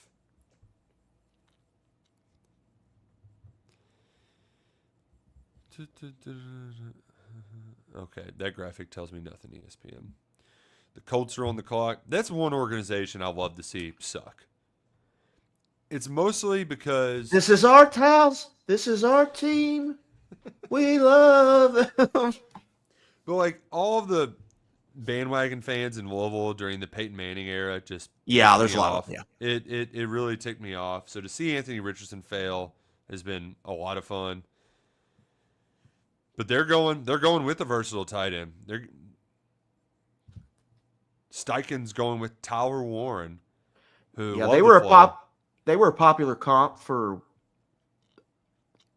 what's his name? Brock Bowers last year. So not that Colston Loveland was probably the most popular first round pick outside of like the first two was Colston Loveland to the Colts. Mm-hmm. So now they just flip flop and they get Warren. And the Jalen Walker thing is really alive for my Bengals right now. It all comes down to what the Falcons do. Yeah, and I think the Cardinals could be in the market for an edge rusher too. So we'll see what they do. Maybe someone will trade up and get a quarterback right now. Rest on verb is correct. I am assuming it was his grandpa that was in the draft room, and it is definitely past his bad time. Love seeing the support though. He looks like your great uncle, you know, that always wears like slacks and button up no matter what is happening. Yeah. That's just what he's always worn. He ain't changing. He ain't changing. Oh, we've got Tyler Warren quarterback highlights in there. And now they're showing highlights from that USC game. That was he was insane in that game. That was fun to watch, but that was an all-time Adam Luckett bad beat too. That was brutal. I forgot what Kentucky game was. It was that night game. And it was weird seeing daylight in a game at USC. Like that was a noon 30 West Coast kickoff. Yes. Yeah, it was a CBS game. Yeah. And it was just kind of weird seeing CBS doing a USC game. But that was an impressive performance from Ty Warren. One of those where you're like, oh, well, that guy's a stud. That guy's a stud.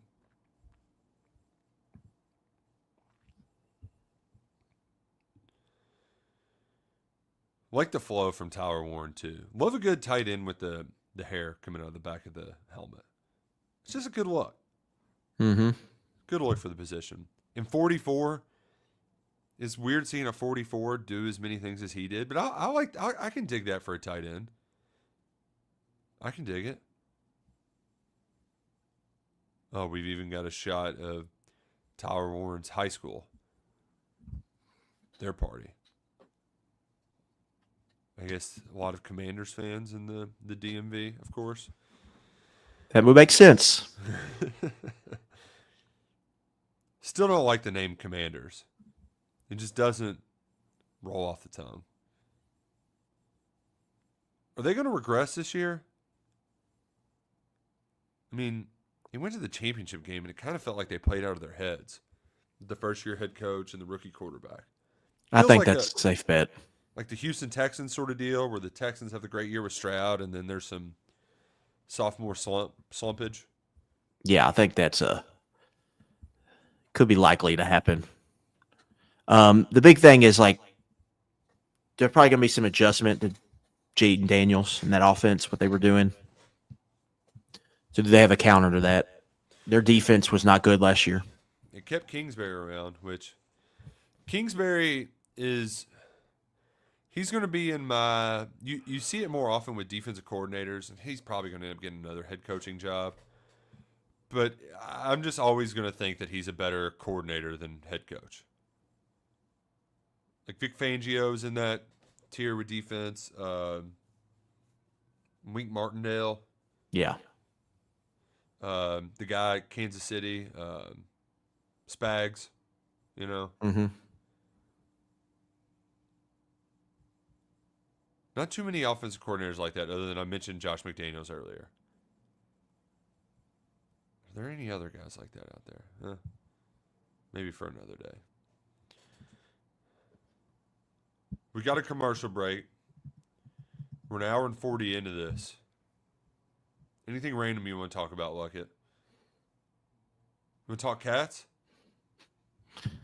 Sure. What's your schedule prediction? A little over 100 days out. What, win-loss? Yeah.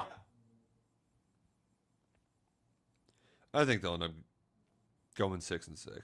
And it's going to kind of piss people off. You ready to go to Birmingham on Christmas night? You know, we got a place to stay. That'd be great for the travel budget. Oh, yeah, I could see that. 5-7 is my pick. Yeah. Now, part of my 6-6 is that the quarterback does hit and plays better than you expect.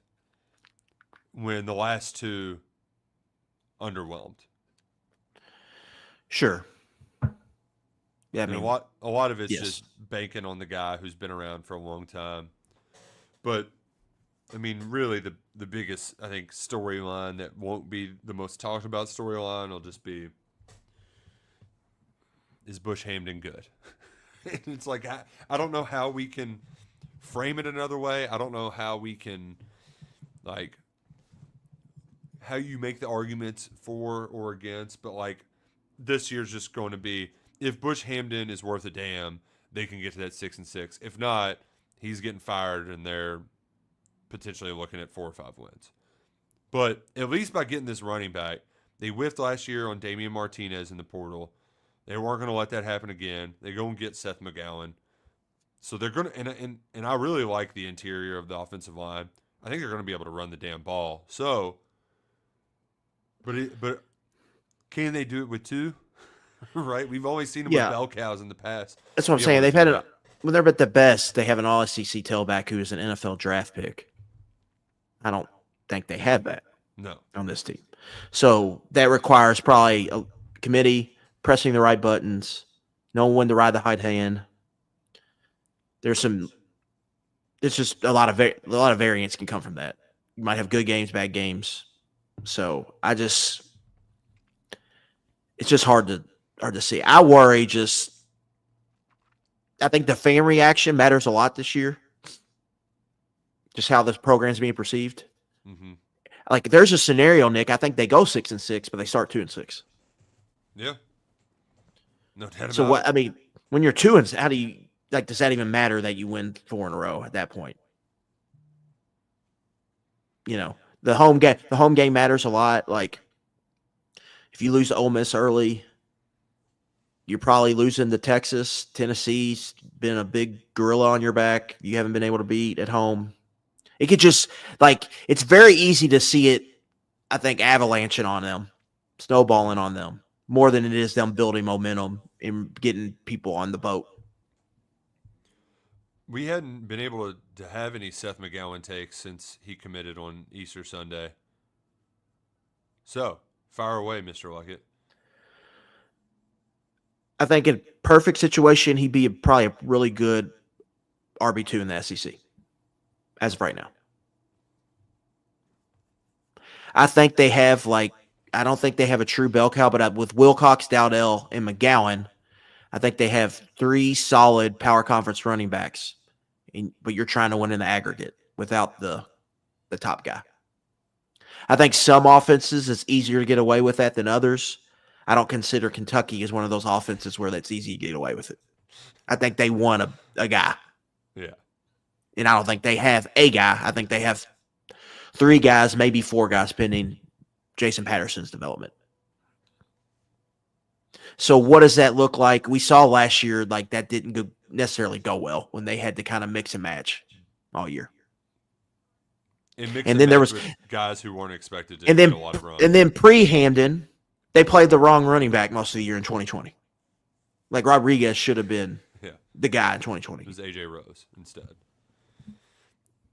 So it's just going to be, I think that's what they want their identity to be. It's going to, I think the coaches have to press a lot of the right buttons on that. And it puts more pressure, I think, on Calzada in the passing game.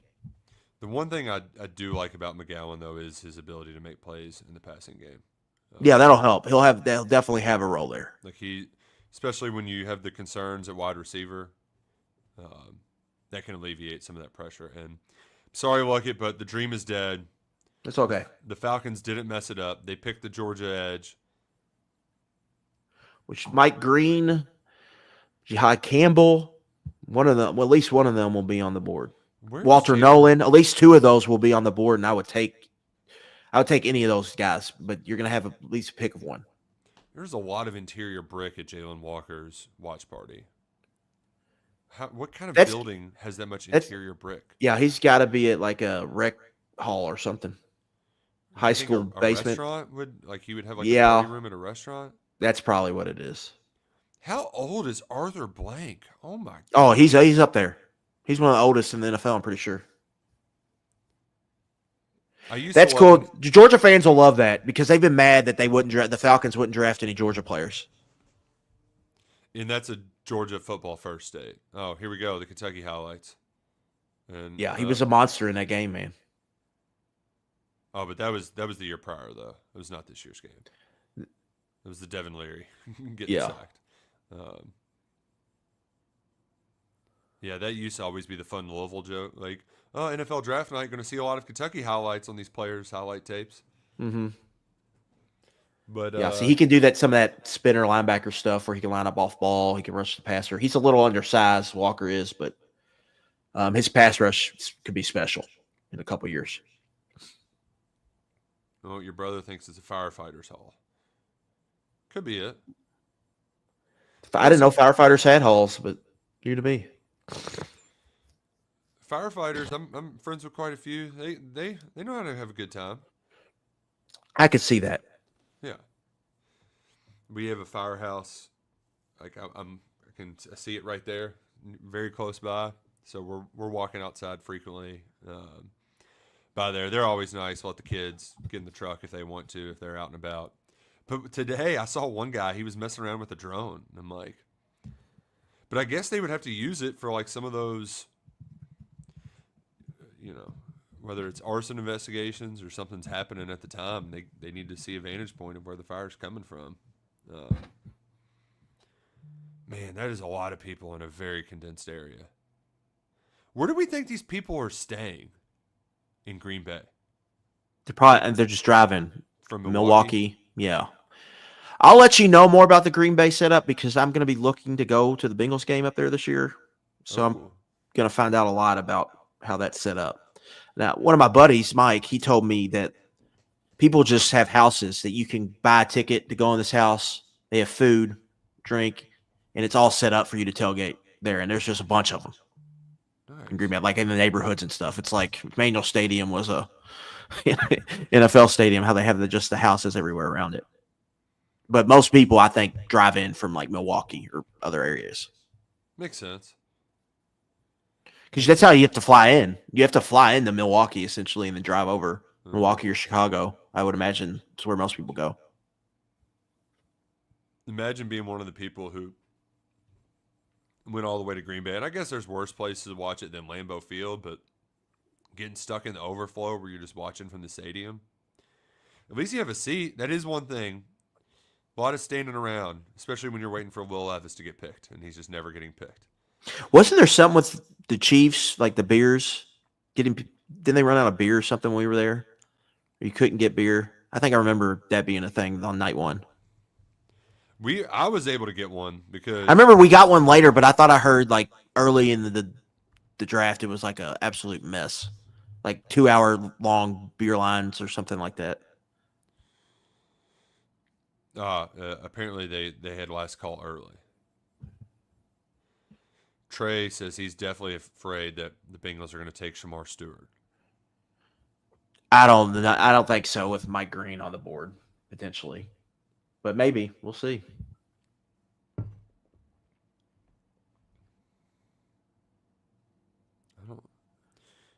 I like Matthew Golden going with the gold for his suit. It was a good choice. Usually when they start showing guys like this, the insiders know, and they're just holding on to releasing the information until Goodell. It is pretty crazy how they put the clamps on leaking draft picks. Because the NBA still doesn't really have a grip on it. But they put the clamps on that for the most part. Yeah, I think the NBA draft is so messed up because like team will draft him and he's not going to play for him. And the rules are Player puts on a stupid. Thunder hat, he gets traded to the Rockets and then the Lakers. Yeah. It just makes it from a viewer, I think, it's just hard. It's just like you don't know what's going on.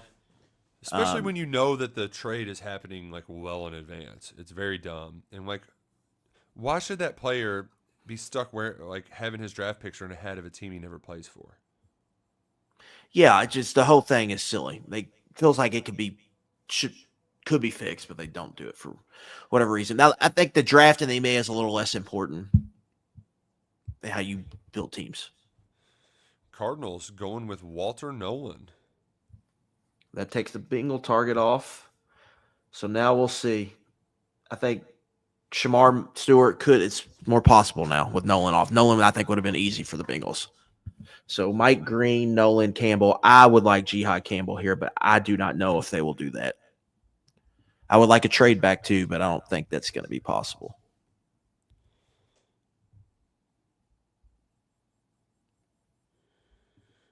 Mike Green could become the 4th Marshall player ever taken in the first round. 17 sacks is pretty good. 17. Yeah, he was awesome last year. In 12 games. That is crazy. Do you have any apprehensions about that? Like, great edge who wasn't going up against great talent?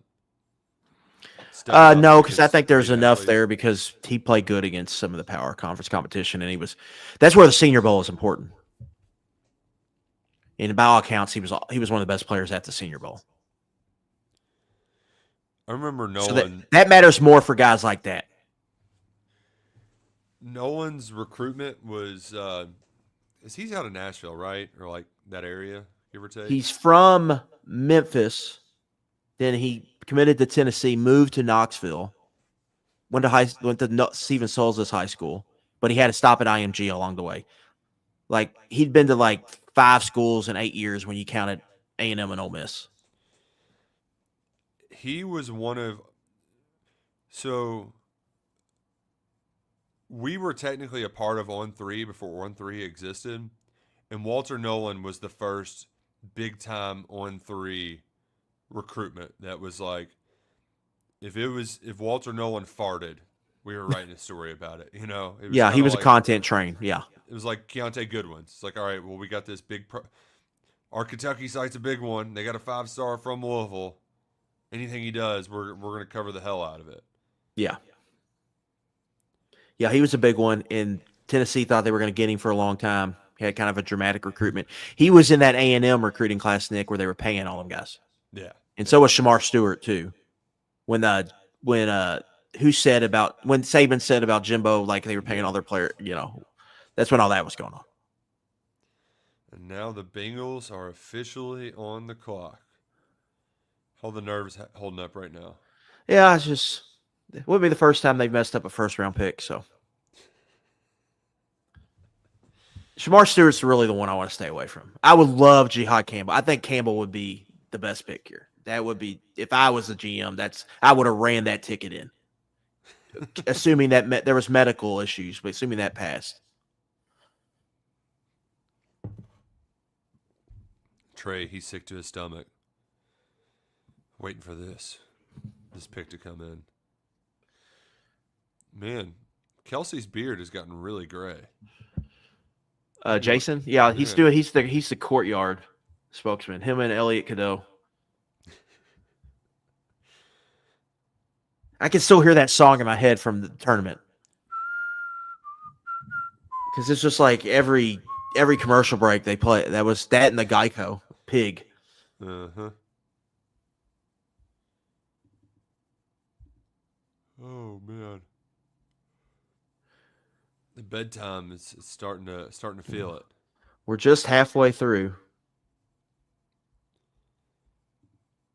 Whew. That was a long day in Kansas City. Yeah. Because we were thinking, like, if he gets picked 4th, it would actually be nice. Oh, yeah. Get our stuff done. Press conference, boom, and then we could go see, like, the last 10 picks. Yep.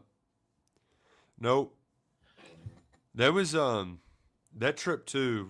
We had barbecue the night before, and that's when I learned what the meat sweats are. Yeah, I remember that. Now you say that. And we got a beer somewhere afterwards, and I was like, I can't drink this. This is just. We went to that pickleball bar. I think we watched an NBA game there. My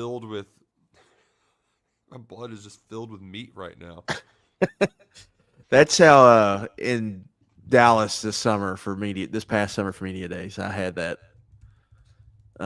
explosive. Is a good word.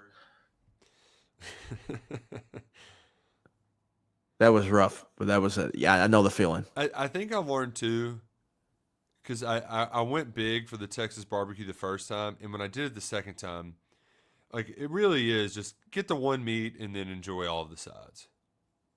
Because I'm a sides man myself. Give me some Yeah, potato salad, mac and cheese. it just depends how big the meat is. Like you can maybe just get one less slice of brisket and then get some sausage. Yeah, because the sausage is slept on at those barbecue Yeah. joints. If you get the ribs, that's probably all you need. You don't need to get a second meat if you're getting the ribs. But it both. Well, I think we went to Terry Black's both times, and it was excellent. Highly recommend. But they do have their sides are good. The pick is in. You've still got the crowd shots, and the anticipation is palpable. Shefty's coming in, which means there's some sort of. Did we trade?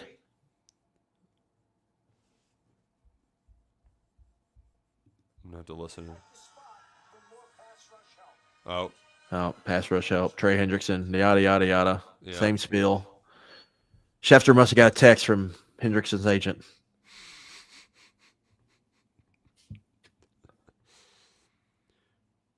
No, but there is like the kind of consensus is if the Bengals take defensive end, teams are going to call the Bengals to maybe revisit a trade because did they just draft a replacement? Mm-hmm. But if they don't, then they're probably not going to happen. But I don't necessarily follow that logic because they could get a second round defensive end. It would kind of feel like the same.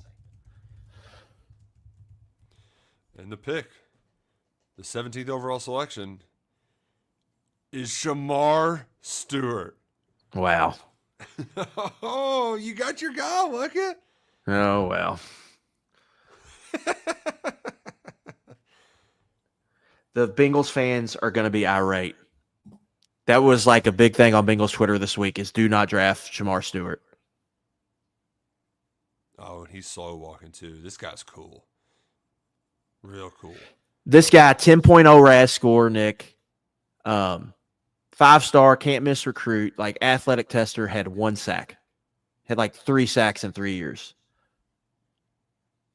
So it is very much like, oh, this guy's got everything, but can he like ever put it together? And he hasn't yet.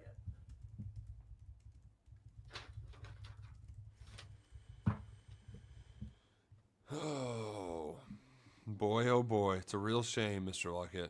Yeah. Real shame. A lot of production there. Looks good coming off the bus.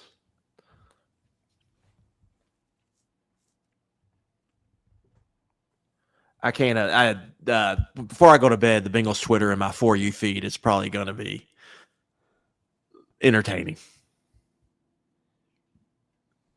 Oh, look at that. He looks so good. That Bengals hat. That right there is a ball player. Oh, and he's firing up the crowd.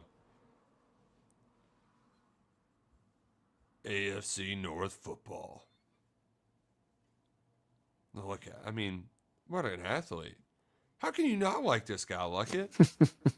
How can you not like him? I hope he's good. Again, he checks every box you would want from a physical standpoint, but you turn on the tape and you just want more. Well, you're going to get more. You're going to get more. More Shamar Stewart. Congrats. Congrats.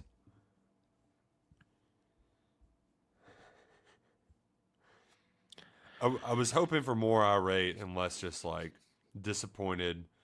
Yeah, it's just disappointing. It's just like, yeah, it just the bus potential is really high, and they really couldn't afford the bus potential. They just needed to hit some doubles. They don't need like superstars on defense. They just need good players.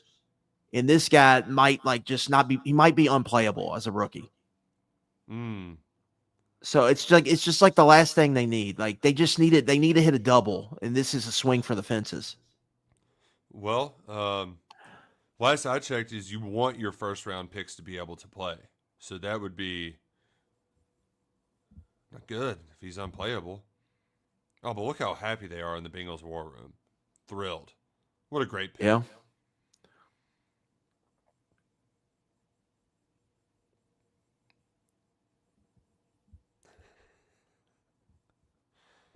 Hey, but the white helmet's in there, though. That looks cool. White helmets are sick. Said Zach Taylor looks pissed. I think Peak has something for us to watch right now. Peak, you want to roll the tape? You got to pull it We don't know what we're going to do. Got us a hot pretzel, and now we're playing the waiting game. But for now, it's like Seattle and Minnesota. Seattle at 20, who is on the clock. Seattle Seahawks are going to pick time. right here. Who do you want? I want Jackson Smith. Get a receiver? I want Will Levis. I don't like this. Come on. Let's go! Or Minnesota at 23. If it's not them, it can last the round two. I mean, we're in kind of a. We might be here till Friday. Will the Vikings do the right thing and pick the Kentucky quarterback? Do you want them to do it? Now that's a tough question. He's everything Kirk Cousins isn't. He's got a big arm, rocket arm. He's not going to check down. He can move well. Yeah? Sounds great on paper, doesn't it? You know what else sounds great? A banana with a peel on it. It's delicious. You should try it. Let's ride Will Levis. I'm down. Let's do it. There we go. Let's ride. The Vikings, please pick Will Levis. Please. Please. No. Please. I'd rather have Hooker. Hendon Hooker? 23rd pick in the 2023 NFL Draft, the Minnesota Vikings select Jordan Addison, wide receiver, USC. Well, Just holding my head like, oh, we're still here. And you know who isn't still here is Gray Zabel, the North Dakota State guy who we talked about that killed it at the Senior Bowl. He goes off the board to Seattle, who we just had in that clip, at number 18 overall. And here's where we could potentially get our first Max Hairston appearance, but the lack of cornerback run makes me think that might not happen. You still got Johnson out there from Michigan, but I do know the Bucs were in fact a little interested in Mr. Hairston. That was a potential landing spot, but I'm not going to get my hopes up right now. Not going to get my hopes up. Gosh, the green and yellow, it doesn't look good. It actually rarely looks good. I think North Dakota State's the only one that can pull off green and yellow. Nobody else can. Nobody. It's just a bad combo. No comment? Okay. Yeah. You know, I think it's an okay jersey, but it feels like it's a lot of yellow and not enough green. Too much yellow. Maybe it's like a mustard yellow, like extra mustard. Oklahoma's finest pointed out, it's like really coming from a guy who wore orange and brown. You know, fair enough. You got a good point. Fair enough.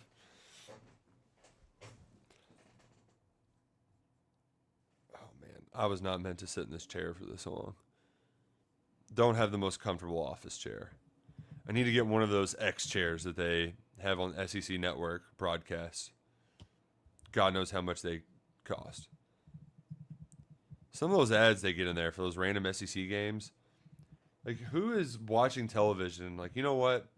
I need these regular floor mats aren't doing it for me. I need a glass floor mat for my office. Who the hell's buying that? It's gonna be a terrible return on investment. Yeah, there's some weird commercials right now if you're paying attention. I do. Like this thing with the piano. What is this commercial? You're ahead of me. Is this like a divorce thing? No. Breast cancer. Check your boobs. Yeah. Okay. Wow. You hate My breast bad. You're for breast cancer like it? I don't think I've seen the full. I've seen the end when it becomes clear, but I didn't know what was going on before. I was like, is she getting? Does she need? Like hates her husband? What's going on here? All right, I'm gonna fill up my water cup. It's been too long. So maybe Pete can hop in and filibuster for a minute. I'll be right back. Yeah, we got the Bucks up next. I think 19. So, and then Denver's up after that, and Pittsburgh is in the hole. So we might get some more QB fireworks here. Peak, what's up, buddy? You're on mute, at least on my end. It's gonna be a lot better once I hit that unmute button. All right, so I got a question for you. My buddy, who's also a Dolphins fan, he says I want them to take Milroe in the second if he falls. I think Taysom Hill with more speed and a tan. Plus, I have zero faith in Zach Wilson if Tua sneezes and gets his third concussion in Week 3. What do you think about that? Should the Dolphins take Milroe? You have your quarterback. I wouldn't. I would get you can get like a starter level player. Yeah. Potentially in the second round. So I wouldn't, personally. What are the chances that Tua plays in or what are the chances Tua can play in 20 straight games?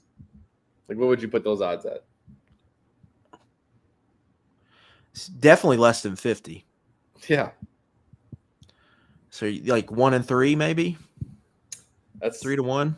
That makes a good case for doing something crazy and taking a quarterback. Yeah, my overall my theory though on that is you're screwed either way. Yeah, that's what I like to hear. When you have a quarterback, you're kind of all in. So I would just rather be all in because if he goes down, like we can't really kid ourselves. Yeah, it's kind of hard to have two good quarterbacks on a roster at the same time. In football team, you have so many needs. Yeah, just gotta hope he stays healthy. All right, Peak, I'm ready to kick you out. Go. Get the hell out of here. Oh, man. So,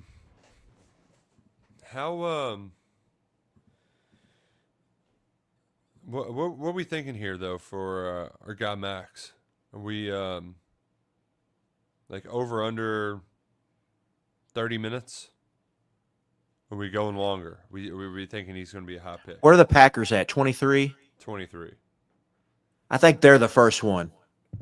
And then if they don't pick him, then you're looking at like 30. the Lions, The Commanders, Bills. But all those teams seem right to me for the Browns, the Giants straight up for the quarterback. So any of those could go off the board. And Will Johnson's still out there too. Yeah. And I think he needs to come off the board first before Max. I don't see Harrison getting picked before him. No. I think he could get picked before Barron, but I don't see him getting picked before Will Johnson. Gosh, that song's in my head now from that Courtyard commercial. Yeah, I mean, the whole tournament, it just lived in my head. There are worse songs, but yeah, it was a lot. It was a lot.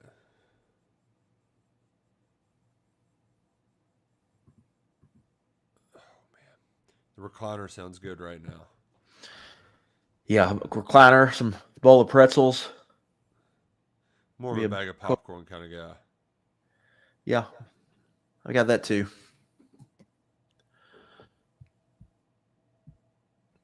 Mecca Igbuka Like him. to Tampa Bay. Tampa, Probably they wise did when you know good that draft. Evans is sort of winding down. Oh, they're hyped there. Love Let's it. pull up that Bucks depth chart. His dad's got a swacky shirt on too. A lot going on with that shirt. A lot of love the wood paneling in that room too. Oh, that's nice. Yeah, luxurious. Yeah, Mike Evans, Jalen McMillan, Chris Godwin, now Igbuka. That is a nice core there for Baker. Can't keep the same offense coordinator, but they can get some players to throw to. Yeah, that's a nice little core there. Felt like Egbuka was at Ohio State for 17 years because he played with so many NFL wide receivers. He led them in all-time receptions for a reason. He stayed, unlike the rest of the guys. He's good, though. I mean, he's good. He's also like guys like him, 5-star recruit, who was good from the beginning but was good every year. Like, I think there's value, real good draft value in those guys because they're just safe bets. Mm-hmm. They've reached expectations since they've been on like the scene as a good football player. So odds are high they'll probably reach expectations at the next level. Man, the graphic kind of deal where the players just staring at him in this like floating, hovering thing looks like the genie from Aladdin. Like he's like, I am the genie, ultimate cosmic power, over top all these hundreds of people. Weird look. Oh man, that guy in the Bucks war room has a great mustache. Wow, what a mustache! I'm looking for him. In the back right corner. I see it now. Now, what are you watching this on, Nick? I've just got it on the ESPN feed. Do you have a TV in your office? Like, what are you like? I've got a second screen, so YouTube TV, sort of, small monitor. So, but you have a TV, like an actual TV or like a monitor? It's a monitor, yeah. Yeah, I'm on the iPad, so I don't have as big a picture. I like just the Mecca T-shirts he's got here.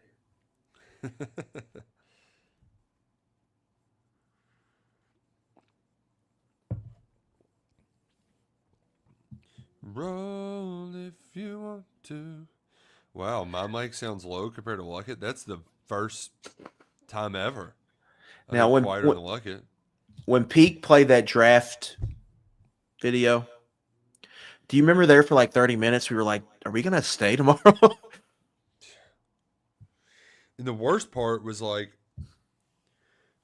we got to write something now that we don't have pre-planned, and then we got to bust our ass to get back in time for night 2.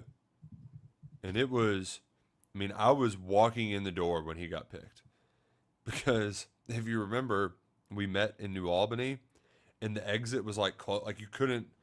Yeah, get I forgot about back that. on the ramp, so you had to take like a longer way home. That drive back sucked. Driving through Missouri and Indiana, forgot about that. So boring. Yeah, we didn't get. I pulled in my driveway like right when it started. The second round started. It was like, God, I didn't even get time for dinner. Yeah. Yeah, that was an experience. Nashville was a lot more fun. A lot more easygoing. Now, the one thing. Yeah, because we didn't know if Will Levis was going to go. We really didn't know what he was going to do. Yeah. Is he going to stay Real there? time.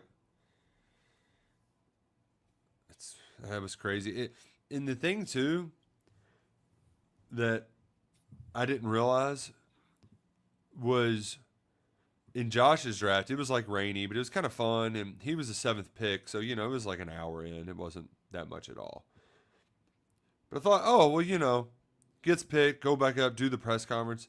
They have so much media that they have to do before the press conference, right? Like, they're going on ESPN. There was like a radio row next to the stage where they had to do like 8 other interviews before they talked to the general, kind of local media, for lack of a better term. So, like, that still ended up being a long night. Like, I was hoping, like, I'll get out of here and be able to watch the end of it. Fireworks were being launched celebrating the end of the draft as I'm, like, getting in my car. Long night. But a lot more fun when your guy goes 7, A lot more fun. Yeah. Yeah, it just was like, it was first time, I think, for all of us kind of dealing with something like that. So we didn't really know what to expect, what to go, but you just had it. By the time you got to like 15, you were like, uh-oh. Yeah. This is happening. Yeah, we're running out of into the 20s. Really hoping we're saying skull here in a little bit.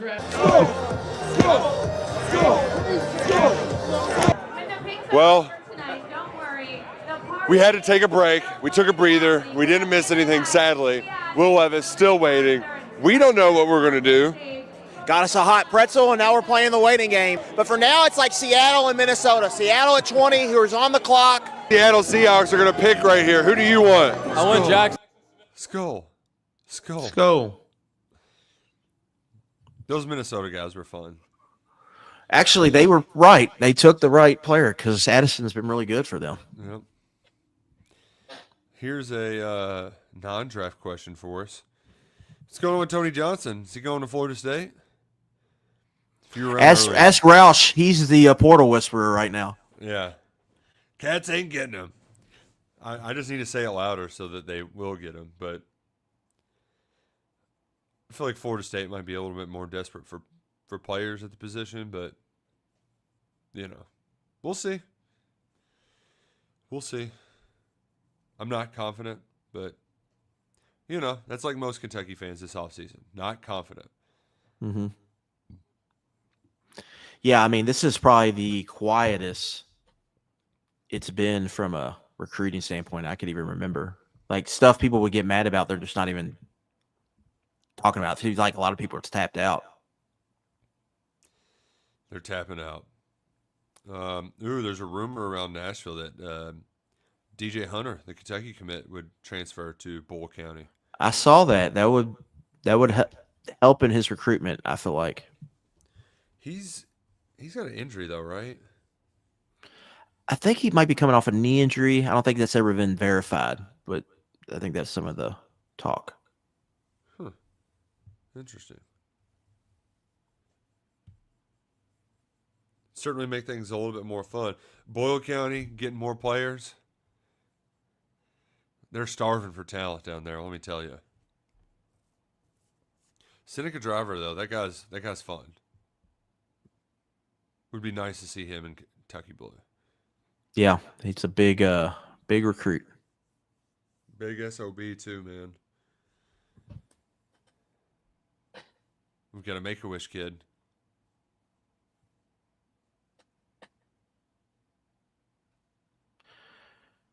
Oh, Are you mad that they don't have Goodell's chair anymore?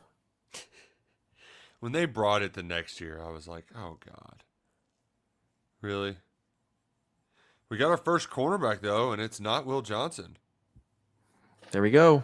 Barron to the Broncos. I think that helps Max, but I still think he probably needs Johnson to go off the board. Oh, he's got his picture of him on his shirt. There are so many people at that party. Holy crap. Oh, wow. That is a lot of people. I mean, you can't even see the room. It's just a sea of people behind him. That is a lot there.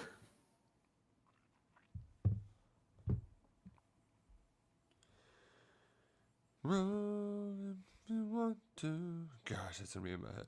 I love the ESPN app. Just let me know about the Fordham basketball sanctions that came out 2 days ago. I do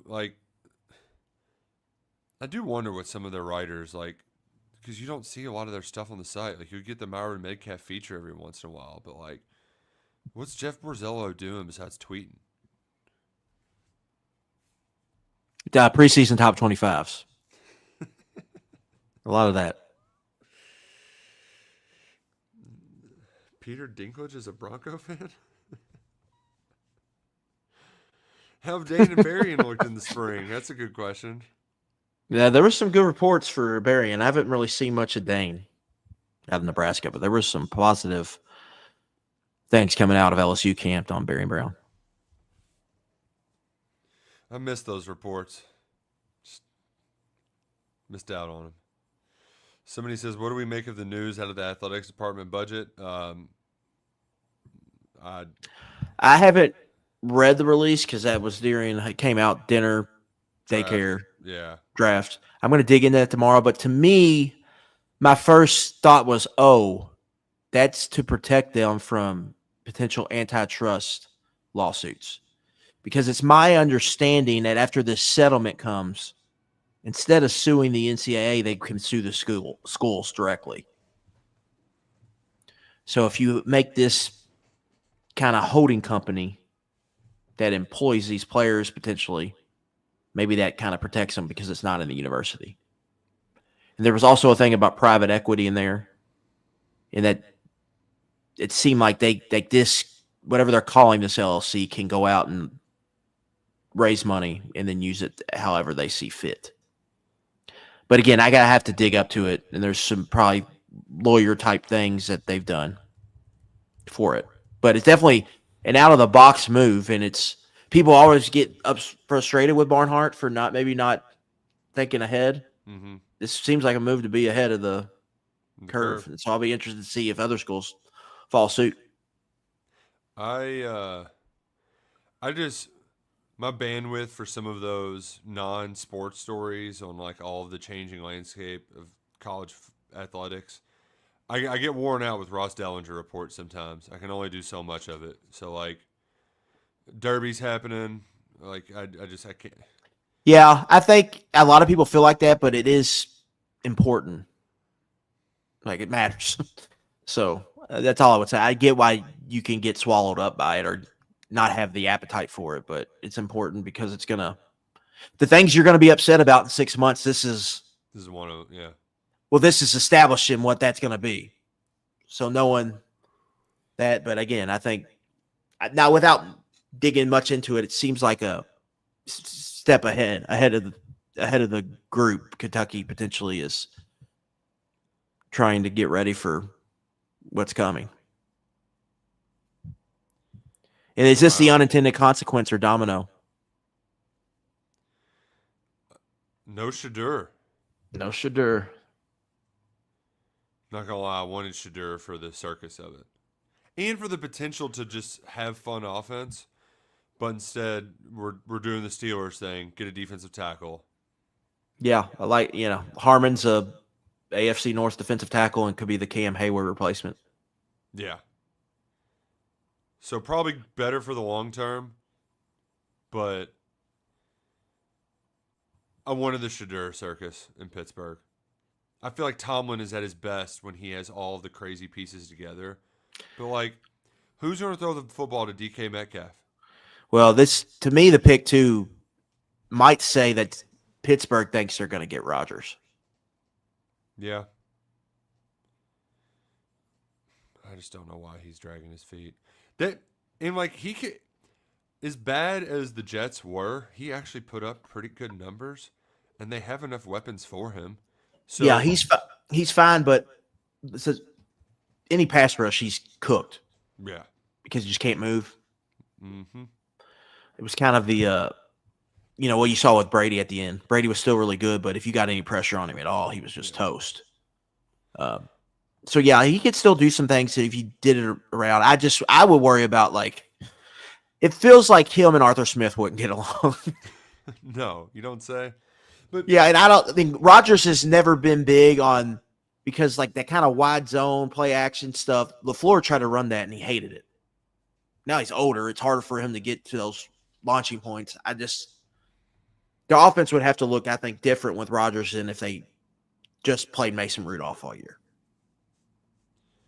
I've just always operated under the theory that Tomlin is at the peak of his powers when he has the craziest people on his team. Le'Veon Bell, Big Ben, AB, Joey Porter, just all the psychos. So they got plenty of them in the receiver room. Rodgers would complete that triumvirate at quarterback. Yeah. So, ooh, here's a good question: does Dart get picked before Shadur? There was some buzz for that before the draft. The betting market said that was yes.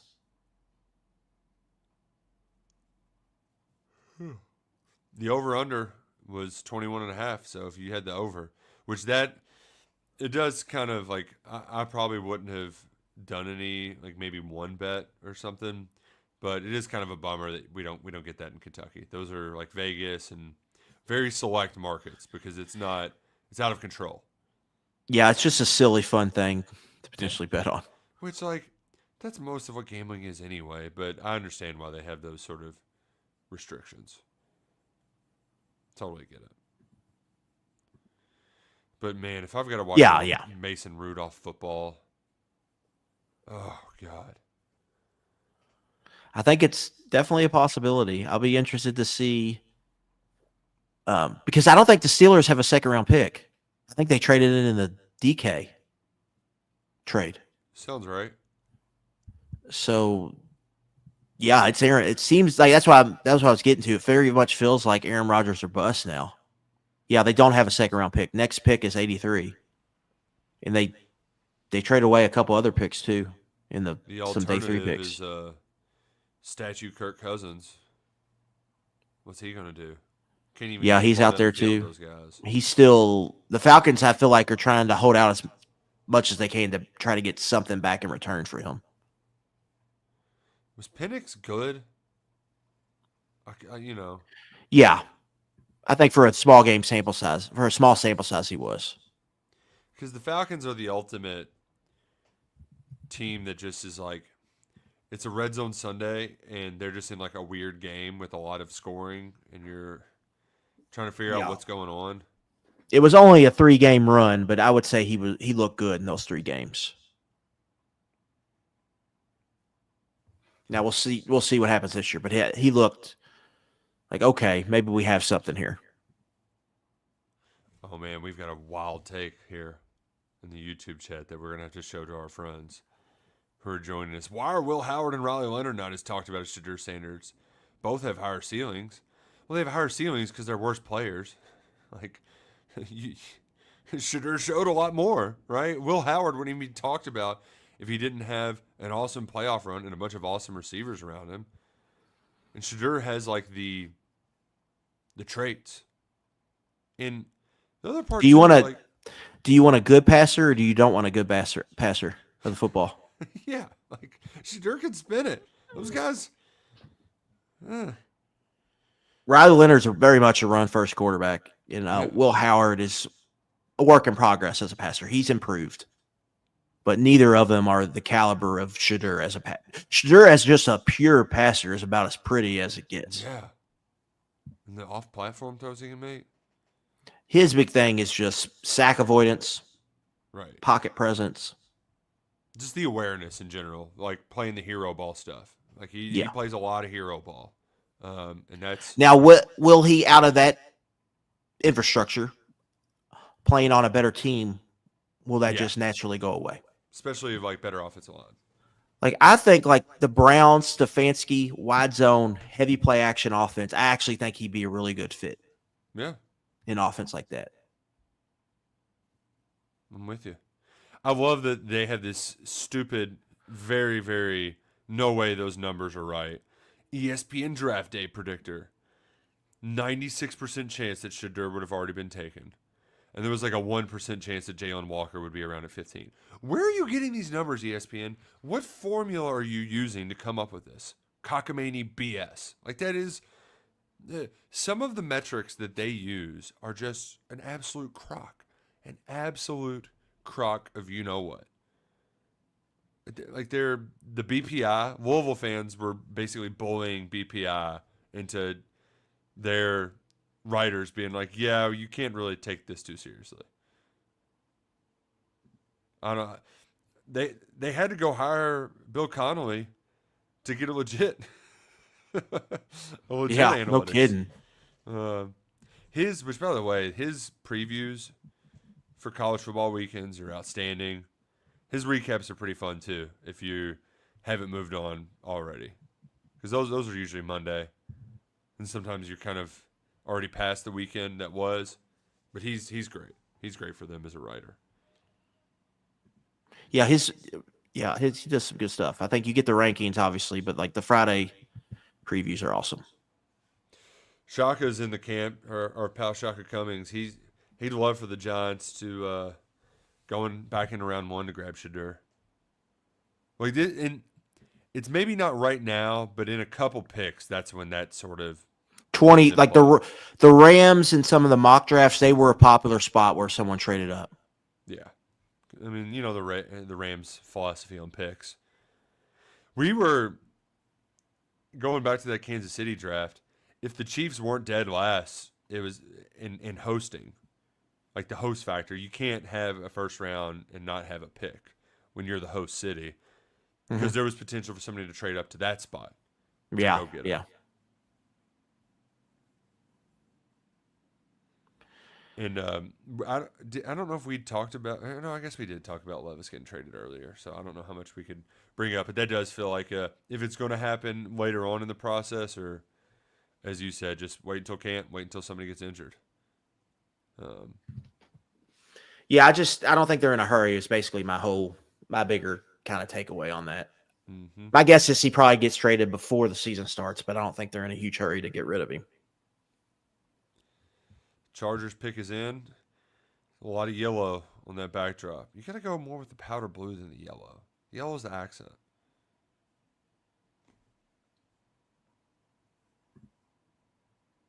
All right, band, get off stage. Let's get this pick going. All right, I'm getting a little tired.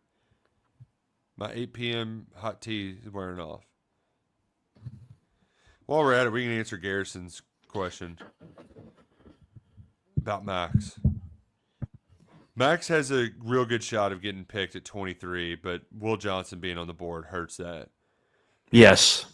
But and the Malachi Starks for the Bills aspect doesn't help either because they might just take him. It feels like next round. Between the Commanders and the Bills, Max or Malachi Starks are certainly in play for both of those. Yeah. With the Commanders, I think corner is more pressing need. They didn't have any outside corners last year. So Commanders is there. I just worry with Johnson on the board. But now Johnson didn't test, and there's speed concerns. And a lot of people like Hairston because of his speed, his man coverage ability. Dan Quinn, the Commanders, they want to play some man. Where like the Rams need a corner, and I don't know if they're very zone-heavy defense, so I don't know. They probably would prefer Johnson more over Max. Our second running back has been taken, which I like this pick for the Chargers. Because him and Najee Harris together, Amari and Hampton. I like Hampton a lot. Well, and the first thing that Harbaugh did was fix the trenches there, but it just left them with such a gap in talent. And the Georgia guy was good last year, whose name's escaping me right now.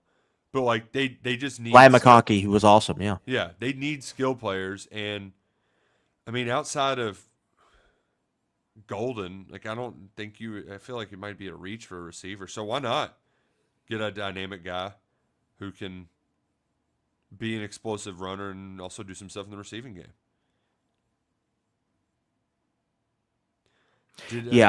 They're just building it from the inside out. I worry about the lack of receivers on the outside because they really just have McConkey right now. But Harbaugh wants to run first, so it's very much a Harbaugh pick to me. But Hampton's, he's a stud. He's an absolute stud, worthy of a first-round pick to me. Any other draft, we would be talking about him as being awesome, but he just got stuck in the Jeanty draft. Speaking of North Carolina, we got to talk about Chapel Bill.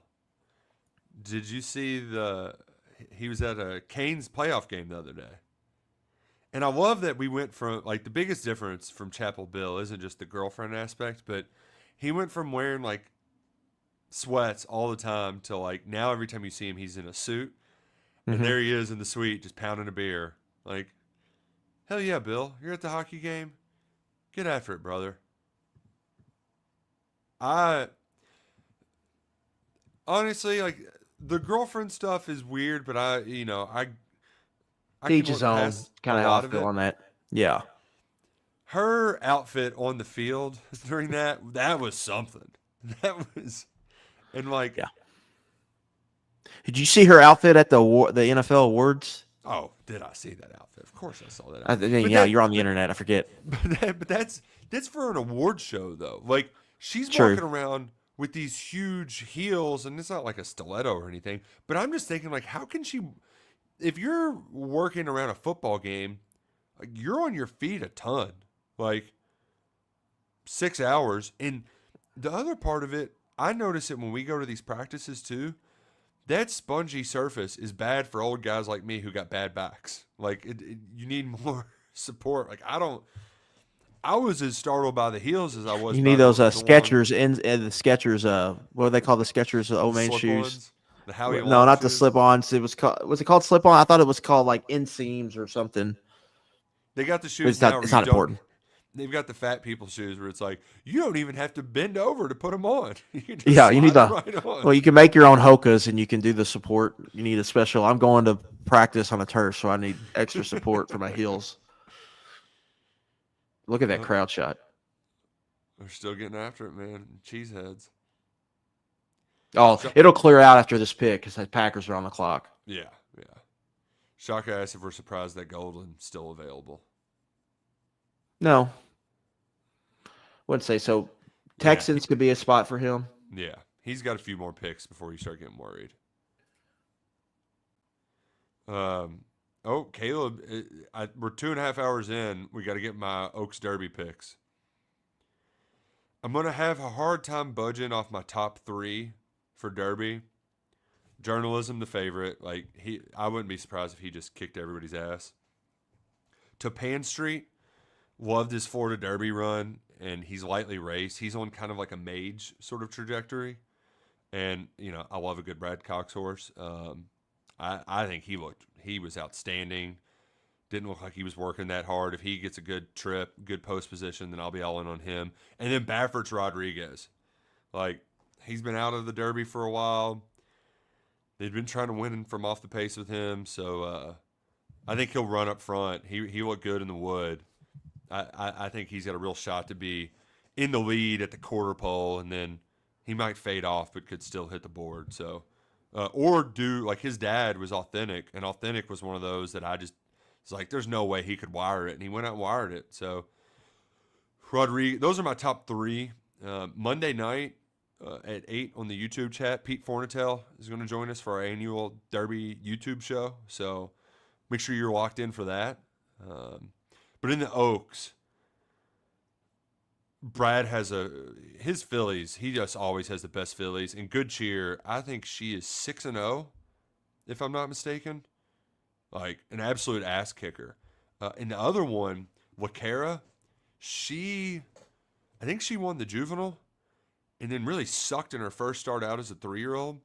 But in the Ashland, so Keeneland's Big Oaks race, she freaking was outstanding. And then she had a workout the other day. 48 is a good 5 furlong, or 48's a good half-mile workout, good 4 furlong workout for the males, and she ran it in 45, which is just like,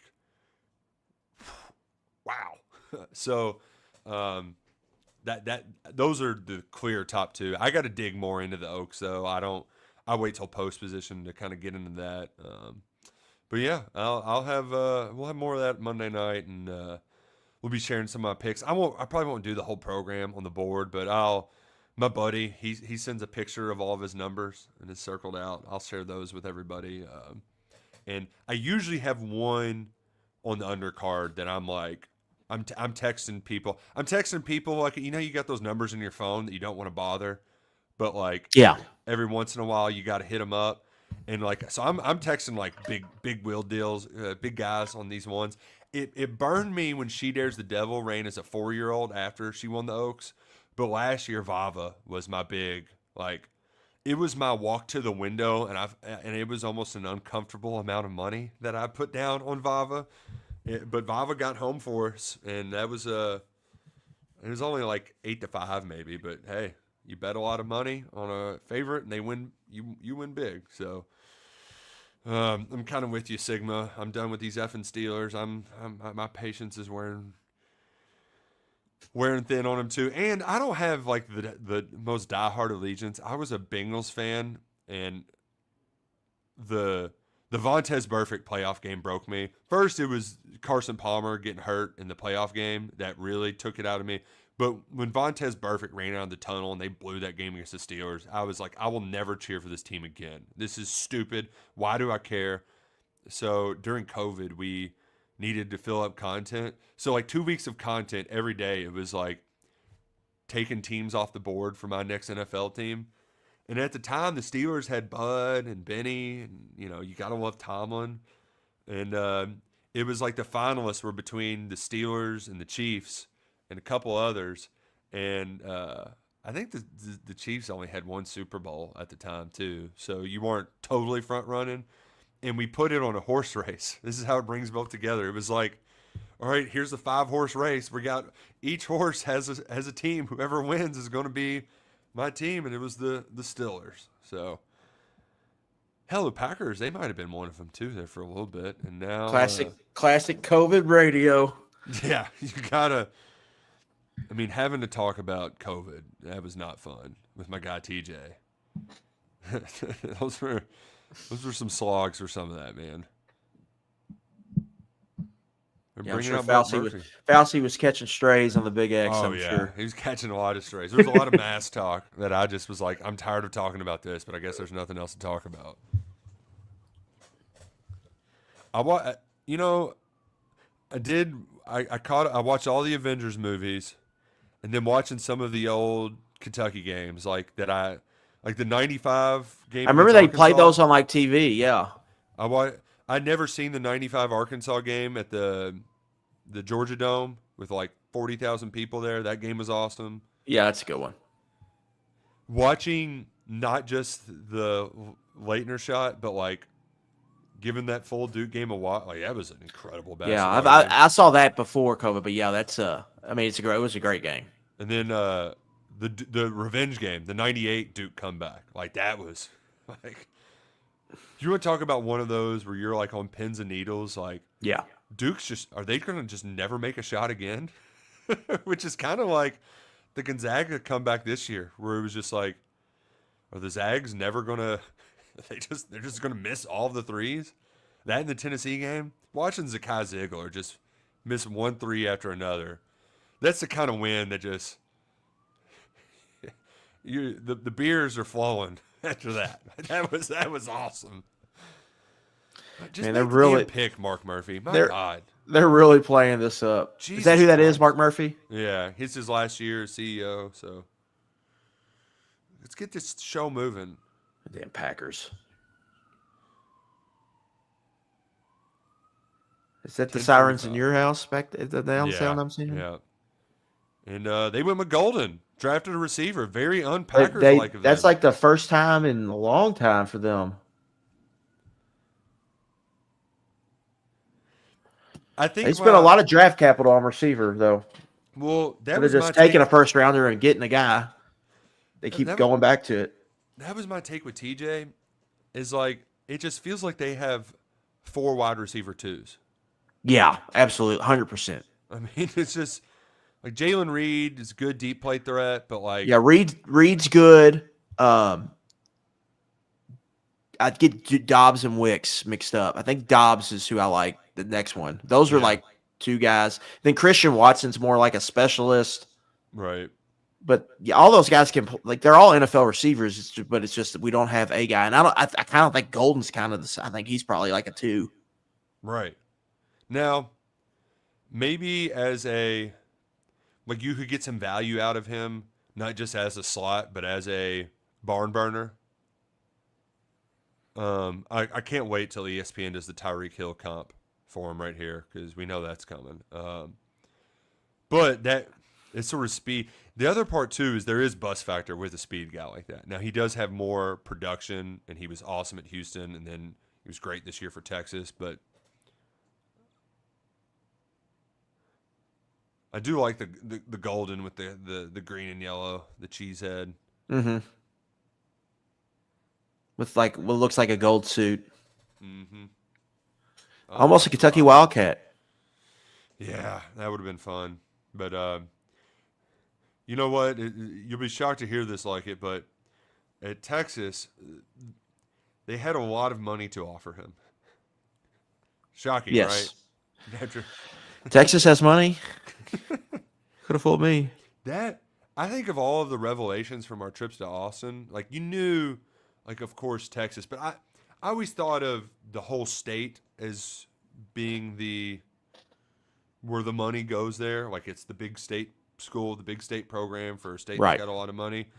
I did not know that Austin had the money and the like big city, very nice right. amenities that they have. Like that Just was, it's a legit big city, and that's something I didn't know. yeah, I had no idea.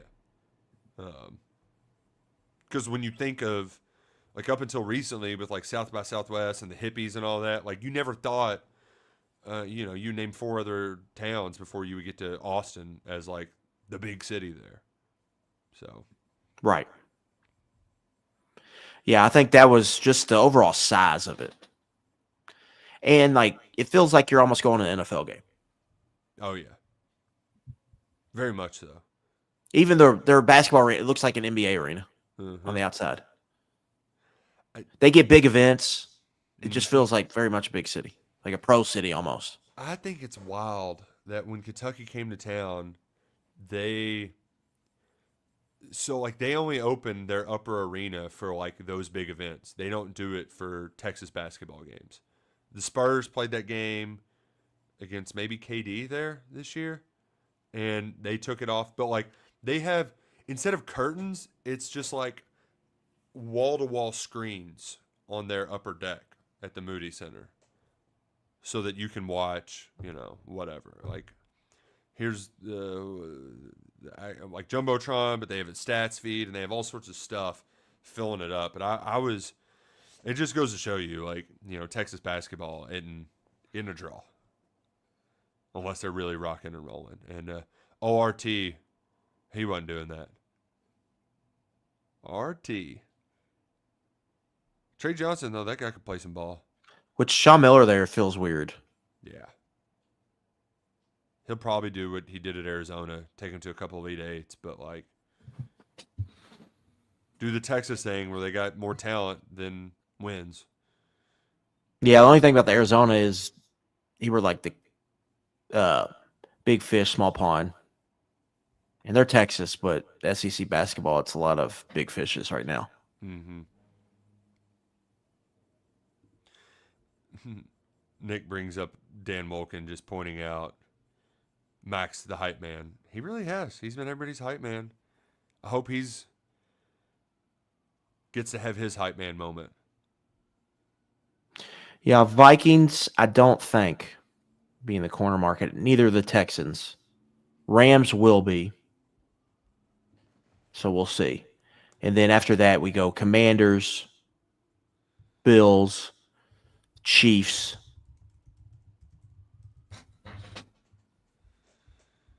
Lions. Lions are in the corner market.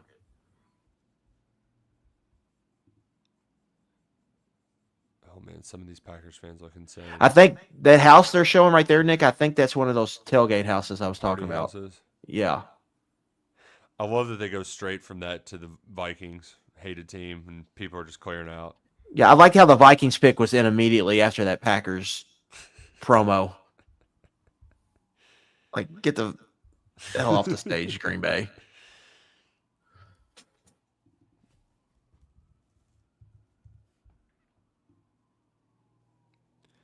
Donovan Jackson, guard from Ohio State. Oh, that's a Vikings fan from Central Casting. Him going before Josh Simmons, the tackle's a bit surprised. A little bit of surprise. There was thought Jackson could slide into the second round.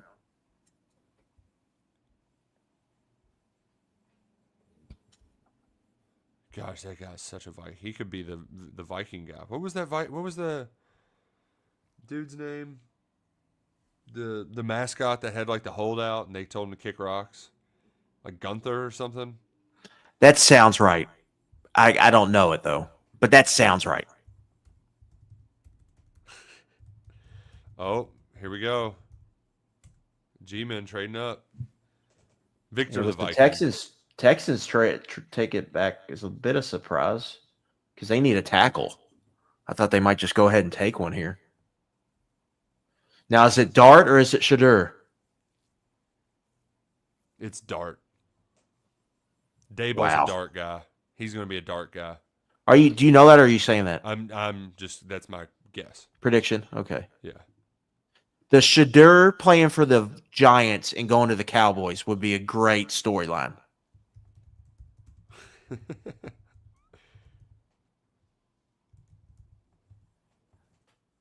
That's what I'm cheering for because that would be a fun, it'd be Sunday Night Football or Monday Night Football whenever that game would happen. Oh, yeah. Oh, they got Gilly in there. The guy with the hat. Big Eagles fan. He did the dances. Yeah, I don't know how that guy became a thing, but I enjoy him. Oh, he's a lot. After every Eagles game, I would see Barstool like retweet him or whatever, and it would always get a laugh out of me. Did that the one dude in the full-on bird suit? Man, Dart is looking like a huge douchebag right now. Yeah. Giant tool. Is this? He doesn't look very happy, so it might not be him. Unless that's from earlier in the day. We got somebody in the golds. Oh, no, okay. Golden's just getting his time with all the Pack fans. All right, what's taking so long to announce this, though? You made the trade up. You know who you're going to get. Let's make the dang pick. I bet Golden just walked a half mile from the green room to the middle of that little stage area. Oh. You want to be spoiled on Twitter? No. Well, yeah, go ahead because they're commercial. Pew, pew. Pew, pew. It's Dart. Is that a dart? It's a Dart. Yeah, I should have done that. You know, that'd be a little bit more as a Dart. But Jackson Dart is the guy. And that he does feel like more of a Daboll guy.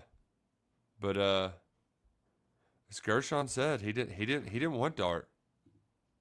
Didn't want him. We'll see. I just don't. And he never jumped out as like starting NFL quarterback to me when I watched him in college. Now, with that said, he did show legitimate, I think, improvement over 3 years at Ole Miss, year to year. So if he can keep on that track, then he can get there.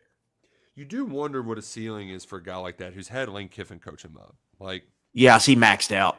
Right. Like, how much more growth can you pull out of that? How much untapped potential is there? And I think the worst fear you have as a Giants fan is Daniel Jones the ceiling for Jackson Dart?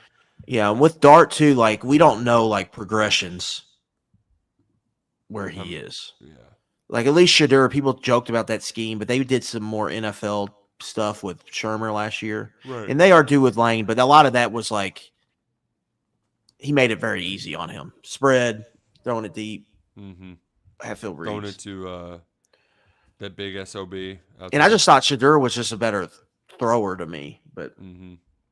But Dart was good. Like again, he made some big boy throws down the field for Ole Miss. But that's got to be their first quarterback, first round taken since Eli. Daniel Jones. No, Ole Miss. Oh. I didn't think about the Giants connection. Yeah. But yeah. First round, definitely. Swag Kelly got picked. Did Matt Corral, he went second round, I'm pretty sure. Yeah, to the Panthers. Yeah. And he had that injury too, so there was, stuff there. I think at least the thinking for they get the Giants pick at 34, the Texans, they can still get a tackle, right? Yeah, I think you get to this point in the draft, there's some options with Simmons, Josh Connerly from Oregon. There's another one out there too. Let's look that up since we're sitting here trying to fill dead air. Might as well. Campbell's off the board. Mimbo's off the board. Josh Simmons is still there. Connerly. Ariante Ursary from Minnesota, a lot of people like. So those are kind of your second rounders. So I think they're really banking on Simmons and Connerly dropping that far, but they might not. They could both get picked in the first round. So a little risky here by the Texans.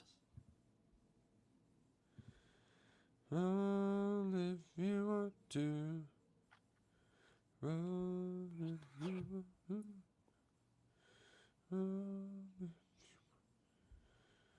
Oh man, the fatigue is really starting to set in. Comes and goes, but that one yawn hits, and you're just, whew. Yeah. I always forget how long this first round is.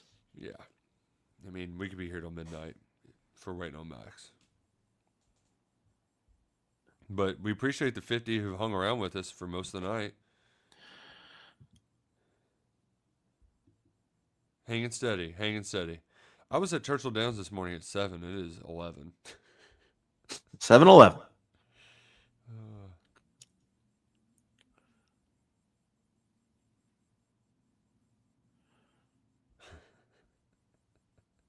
Oh, man. Oh, man. No way Roush makes it to midnight. Darren Rovell, just with a doozy of a tweet. After not getting taken at number 21, Shadur Sanders has now lost $30 million versus being taken number 1. Who was taking him number 1, Darren? Unbelievable. That guy, like, you want to talk about burning hot and fast? Rovell? Yeah, like, people turned on him quickly. Like, he was this popular, quirky... Overnight, almost. ESPN guy that just, like... I forgot he even worked for ESPN. Yeah, he was ESPN business reporter, and then now, I don't know, Action hired him, and I guess he wasn't driving traffic because his content was... Nobody cared, and so now he's, like, got his own digital media for trading cards and collectibles. Yeah, I remember, like, when I was in college, he hosted a show on, like, it was like a sports business show, essentially, on, like, I don't know, some random NBC channel. And that's how he got popular, I think, was he had that. And he was, like, a Twitter guy early on.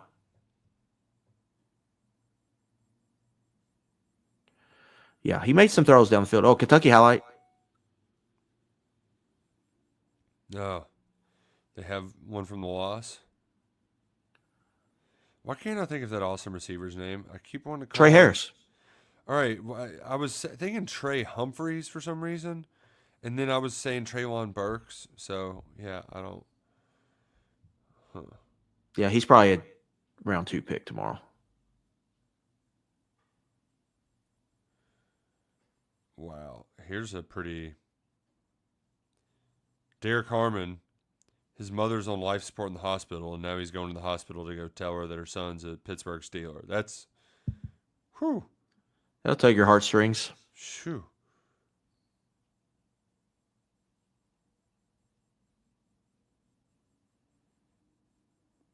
Oh, the game day crew's getting a snack break. I could use a snack break. We don't do ads though. I always wonder, like, SEC media days, what's the food spread back there with the ESPN folks? Oh, it's got to be. We have a good food spread at those. Yeah, yeah. But what is theirs? That's what I mean. You know, it's got to be better. That so good that they're eating their own. So what could it be? Okay, Nick. Jackson Dart had the Giants hat ready to go. How many hats do you think he bought? Well, or do they send them to him? They'll send like all 32 as like a Oh, really? draft package, but you send them back, like. But that I think New Era or whoever has it, whoever their sponsor is, has it to where guys on first 2 days will have access to all the hats no matter what. Okay. Why did the Falcons trade up here?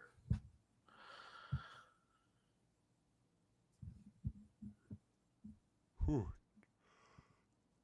That is a great question. Man, Daniel Jones' neck in that draft picture, that's something else. Holy moly, it's wider than his damn head. Yeah, it's thick. So Phil Rivers, did he got taken 4th and then they traded later for him? I wasn't I wish I could have been around for Eli forcing his way out of LA. So was he the second pick at LA in that draft? Eli was number 1 overall. Number 1 overall. It's LA. Pretty sure. Did the Dipsy do? Okay. No, I thought the Giants had the first pick, or maybe they did a trade or something. They had a trade because that was the thing, is Arch forced his way to where he wasn't going to play for San Diego Chargers. He didn't want to play there. Yeah, I remember all that. I remember watching that draft. And then Phil Rivers traded. They traded up to get another edge? James Pierce? 2 edges for the Falcons? Double dip. They're doing the same thing they did last year, just at edge. Last year was quarterback. This year it's at edge. They had no pass rush at all. But trading up there, it seems, in this draft with all these edge rushers. Right. For Pierce, where they could have got him? His girlfriend just will not stop rubbing his leg. She just keeps reminding him that, hey, I know Mom's over there, but I'm here too. Love those awkward deals. And yeah, Mike Green's still on the board. Yeah, that's a big fall for Mike Green. He'll probably be a Raven. Make my life a living hell. Nick looks so tired, he'd probably forget all 12 of his kids' names. I'm not at Rolling Lovely yet. They gave away a first-round pick next year. What? Yeah. Huh. Falcons, man. Never a dull moment in that organization. Yeah. They're not boring. They would not be a hard team to cover.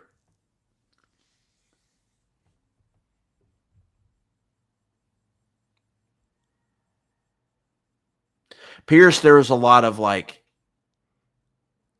will this guy be a good member of our organization just from like a practice and team thing?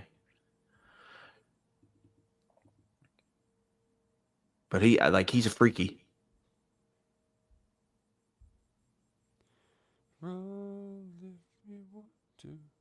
Oh man, love when our the recruiting people start tweeting about how they were in high school. Love that. Yeah. Man, good job, Rams, snagging a number 1 pick for next year. Freaking Les Snead, man. Whew.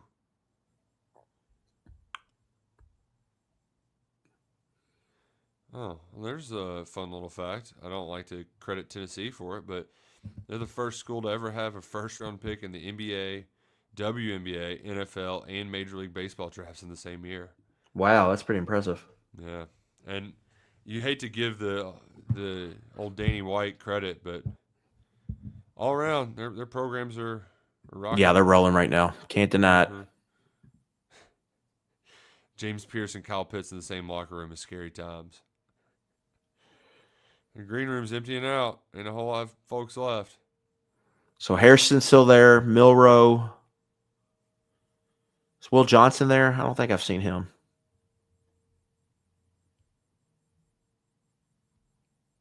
What in the world was a commercial for Patrick Square spaceship? Patrick Square. Patrick Star. Use that part of the night. Yeah. If you see the the Jumanji gif, the what year is it? Yeah. With Robin Williams. When you see a commercial like this, you're just like, what time is it? Why am I still up?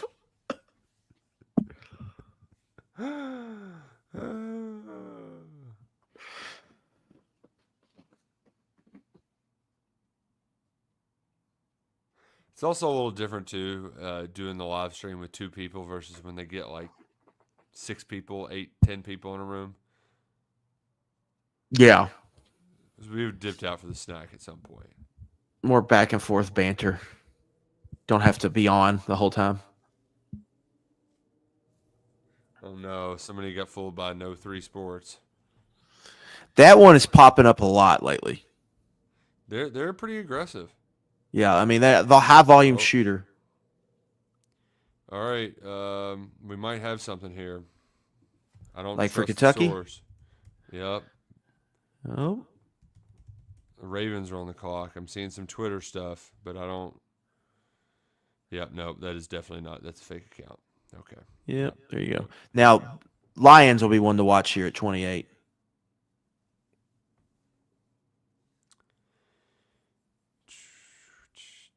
And really, the Commanders have always stood out to me throughout the process as one that might make the most sense if I had to just say which makes the most sense. When they traded for the Saints guy, and he was coming off injury and wasn't great, but they still need more.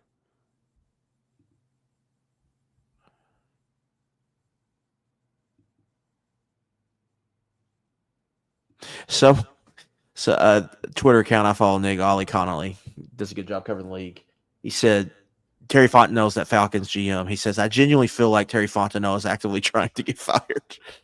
Back-to-back years. That one, he just gave up a lot. Yeah.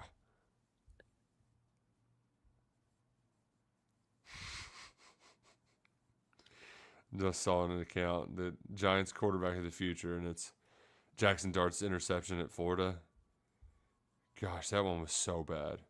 Yeah, he had a rough game against Florida. He got the yips. You rarely see a quarterback get the yips like that, but man, he was like Chuck Knobloch out there. Couldn't make the throw to first.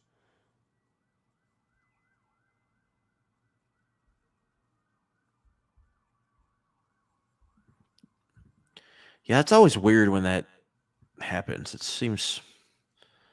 just reminds you how like mental it can be. Which, like, I get it for like a golfer. Yeah, that was the first sport I think when I hear the yips. Yeah. But then, baseball, like pitchers, they can get in their own heads, their head cases. But, yeah, football, especially like just in crunch time like he did. Like he just melted like a popsicle in July. It was funny to watch, though. It's funny to watch. We were in a press box somewhere.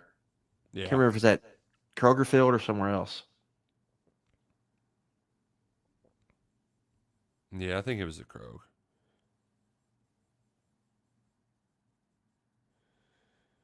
Malachi Starks. All right, that puts the Commanders. Yeah, he's a Raven, I have to say. That's a good pick. Yep. I like the other guy they got from Notre Dame, Kyle Hamilton. Yeah, Be awesome. Yeah. That's a Ravens pick. Thanks a lot. Thanks, NFL. What do you think of that pink suit? That's like an off pink too, very like a blush. Yeah, I don't even know what color to call that. It looks like the kind of, like, if you look at it from afar, it's kind of white, but then it's not really. Mm-hmm. Yeah, it's quite a choice there. Roam if you want to. All right, so we got Lions 28, Commanders 29, Bills 30. All of these teams need corners. Yep. So next three. And then Chiefs 2.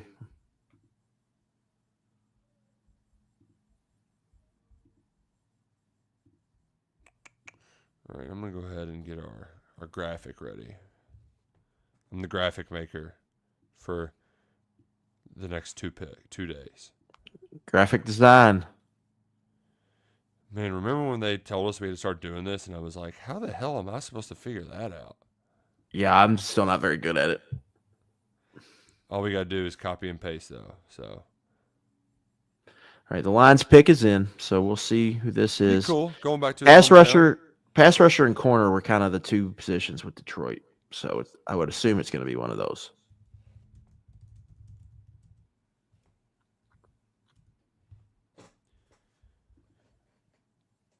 Still a lot of both out there. Depends on what they like more.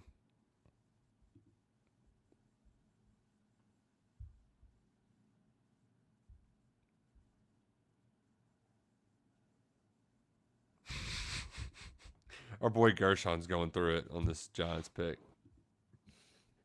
Yeah, you make one real good pick. Second one's got to be bad.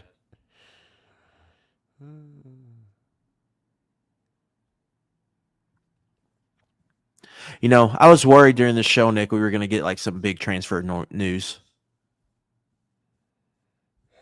I'm over it.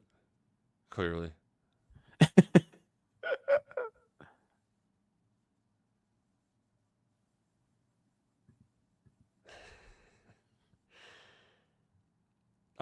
And that's one thing the NFL draft does for me. Like, if we get some transfer news next week, it's just going to piss me off. Like, it's Derby week. I'm all in. I've been halfway in, if you couldn't tell by my posts lately. You still got the draft going on, still got the portal. No, you're not pulling me away from Derby week, portal, by God. It might find a way. But it closes tomorrow, so at least we'll have, everyone that's supposed to be in. My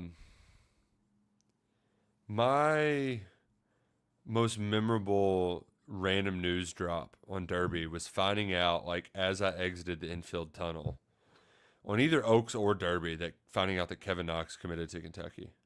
I remember that one. I remember being at a Derby party when that happened. Then I remember the Jaylen Brown one. I think that was Oaks night. Yeah, his was late. Oaks night. It was late. Yeah, it was like during like all the Oaks parties. But Knox was one too, where you were like, "Well, he's going to Duke probably." It was just oh, they got him, and I was mostly surprised because I'm like, "Well, this is Jared Vanderbilt. Like you got all these small forwards. What's going to happen?" Yeah, and, yeah. We found out what happened. Team was a mess. Thank God they had Shea. What would have happened if Shea didn't save the day? Sheesh. Had to play Quade Green the whole time? Yeah. It was an odd team, but you look up, like, it's got a bunch of NBA players. Like, Knox has probably surprisingly had the worst NBA career of that bunch. I always had a good feeling about Vanderbilt just because of his passing ability and his defense. Like, that's just is a valued role player. I mean, Shea's going to win MVP, but, like, PJ Washington is a legit good player on a playoff team. Well, was last year. He was like the third best player on a playoff team, like that made the finals. Peak pointing out that it was the last SEC tournament champion is. It was a different league back then. It was a much different league. That was when it started to get a little bit more difficult, though. Yeah, that was kind of the first year. Barnes started getting that thing rolling. Right, that's when Tennessee started their run that they're currently on. And then Auburn started to get it rolling at that point. Big Dan Campbell. Dan Campbell can't be a fun person to be with when he's got to sit there and wait around during the draft. What's he doing to kill time? Probably a lot of smokeless tobacco. Yep. Sure, they pound some coffees in there in those draft rooms. I know I would be. I probably should have made one tonight. D tackle, not edge. Tyleik Williams from Ohio wow, he's State. a run stuffer too. That's a surprise. Maybe not great for our guy Josh Paschal. This guy's more of a kind of a nose, I would say. Yeah, Paschal's kind of their like 3 tech on third down. Yeah, he's kind of their hybrid. They move him a little bit around the line. Yeah. All right, so that one's down. Commanders is a big one here at corner. You got Bills, Chiefs. The Will Johnson slide is pretty crazy. Yeah. Nicky Mamori's still out there. Josh Simmons, tackle, still out there. These are all guys people have first round kind of grades on.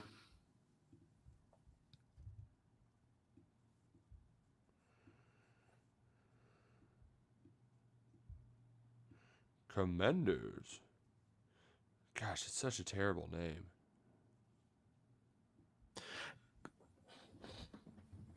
Yeah, Tyleik Williams, Nick, was like in the 40 to 50 on most big boards. On the consensus big board, he was 41. So, yeah, he was not expected to be a first-round pick at all. That's Dan Campbell for you, though. Yeah, they do that sometimes. Let's see if it ever comes back to bite them. Yeah. It worked out with Gibbs. Jury's probably still out on Jack Campbell, who was a bit of a reach when they took him. Yeah, but he's been I would say, like a good starter for them.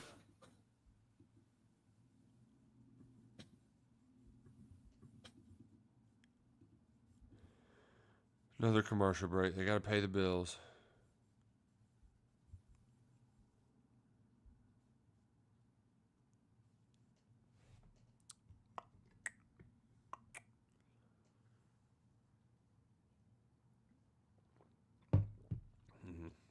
It's a good thing I didn't have any ice cold Cokes in here. This thing might have really gotten off the rails. I think the most soda I drink all year is in the press box. You know what During I mean the season. by Cokes. You know. Oh, okay. I thought you meant you need a little caffeine boost. No, a couple Cokes. I have been doing that more lately, where it's like the afternoon and I don't want to drink a coffee, but I want a little something. Yeah, And, it's just easy. What's your soda of choice if you're looking in that department? Dr. Pepper. The hard stuff or DDP? Well, if it doesn't matter, I'm going hard stuff. Okay. But if I'm trying to not drink hard stuff, I would just go Coke Zero. See, my deal is I can't do like any full on sodas anymore. It's just the sugar just hits my stomach, and it's like, and the texture of them is just so syrupy. Yes. So I can't do it. And so I'm normally a Diet Mountain Dew or Diet Dr. Pepper. Preferably, you go to the gas station, you get the Diet Dew from the fountain. And I went to do that today, and the only diet they had of the fountain was Diet Coke. And Diet Coke, I don't like the taste. I know that's a very anti-media member of me.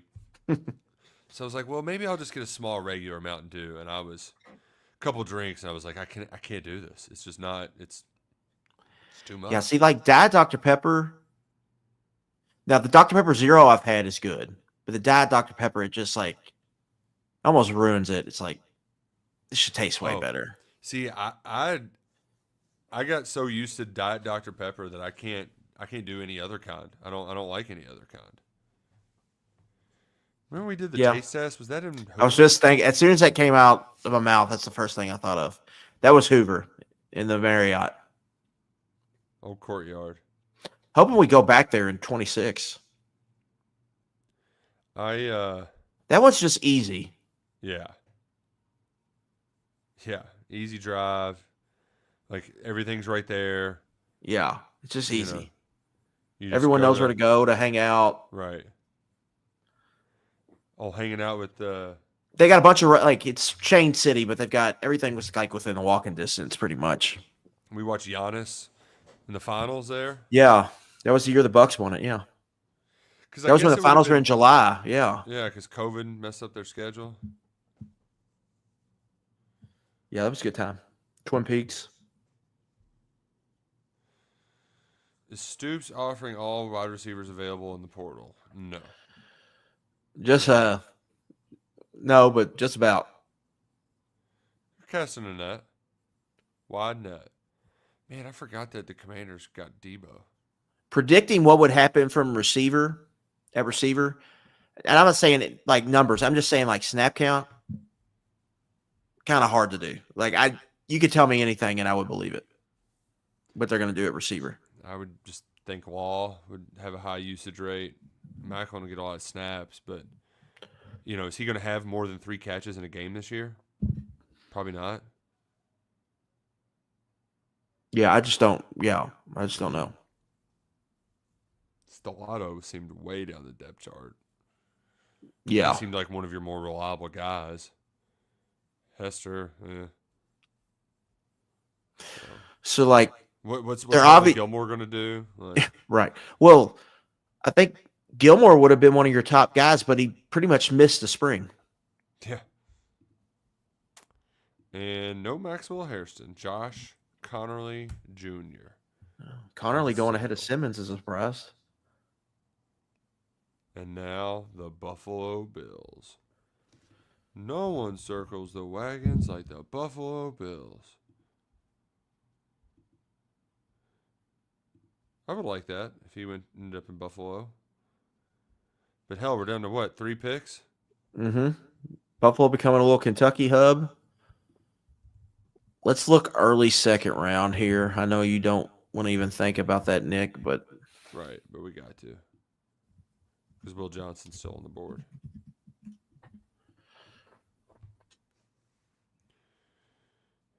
I really don't want to write the Max Hairston didn't get drafted post, because it's like, well, what do you say? Max Hairston didn't get drafted. you'll never guess the Titans First pick. Wouldn't that be something?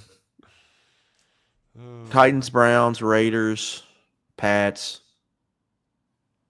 Bears, Saints, Bears again, Jets, Niners. Yeah, it's getting interesting. We'll see what happens here. Now, Starks being off felt like a great fit for Buffalo, so they might go straight up corner here, and it might come down to Hairston and Trey Amos from Ole Miss. Oh, Vince gave the let's go tweet. There we go. Right on time. Yeah, here we go. I'm ready to see Max's hype moment. Done if you want to. This is exciting, though. You know what? I might have to become a Bills fan. Say, stick it to the Steelers. Yeah, it's becoming a little Kentucky hub. And being a Buffalo fan, that it's not to like about. Cheering for the Bills.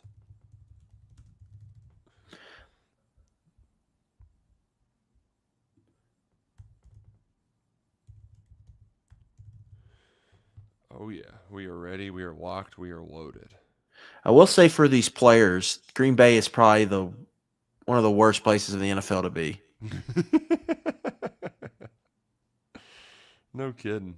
Right, because when it used to just be in New York, you could just go out and do whatever you wanted in New York. Yeah. In a lot of these other big cities, you could rent a room in a restaurant or whatever. What are you going to do in Green Bay?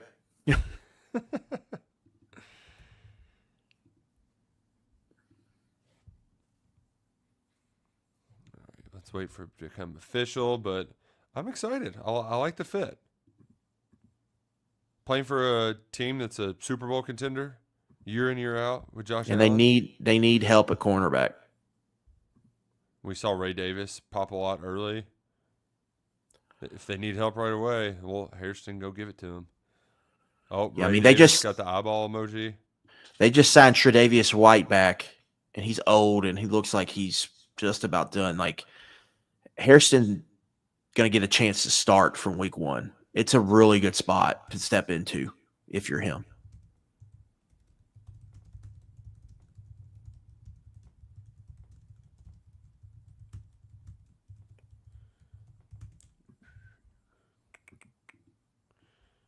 Man, the Buffalo Cats. I had a friend who's a Buffalo fan over earlier this week, just talking about hoping they would get Hairston.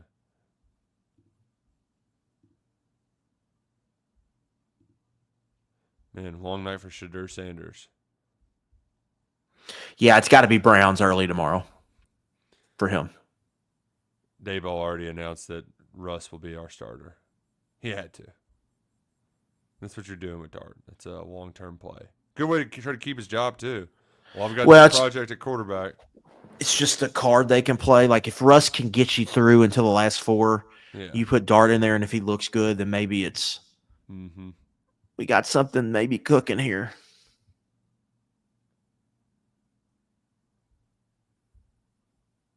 Will you just make the damn pick already? Jiminy Christ. What are we talking about here? You got to fill up the last 30 minutes? Gosh.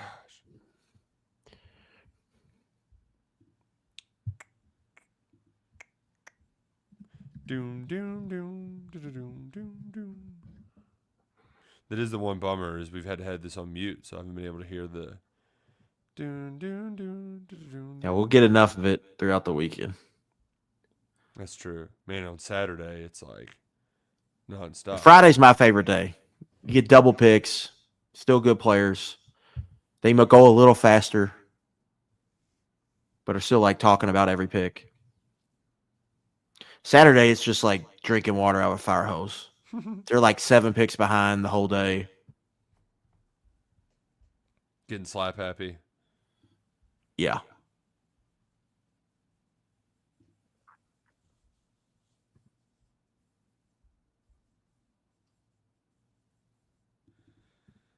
I hope this celebration delivers. Oh, wow. And Eagles moved up to 31. Just moving up one spot. Must have been worried that somebody was going to come, that KC was going to scoop their guy. What are you going to do in Green Bay? Just leave as your celebration? Lower the mic for him, Goodell. Thank you.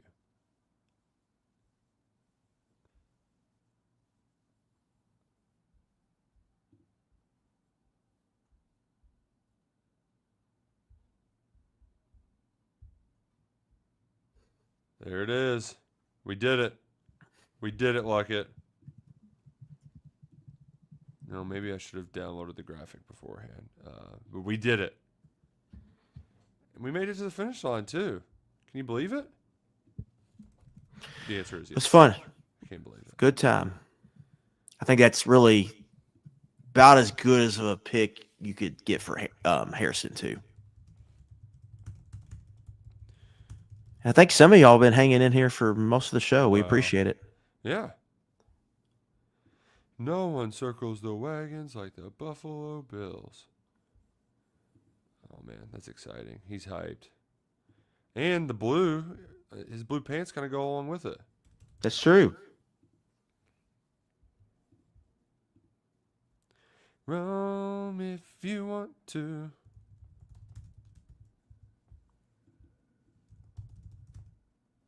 God, that's a long hallway.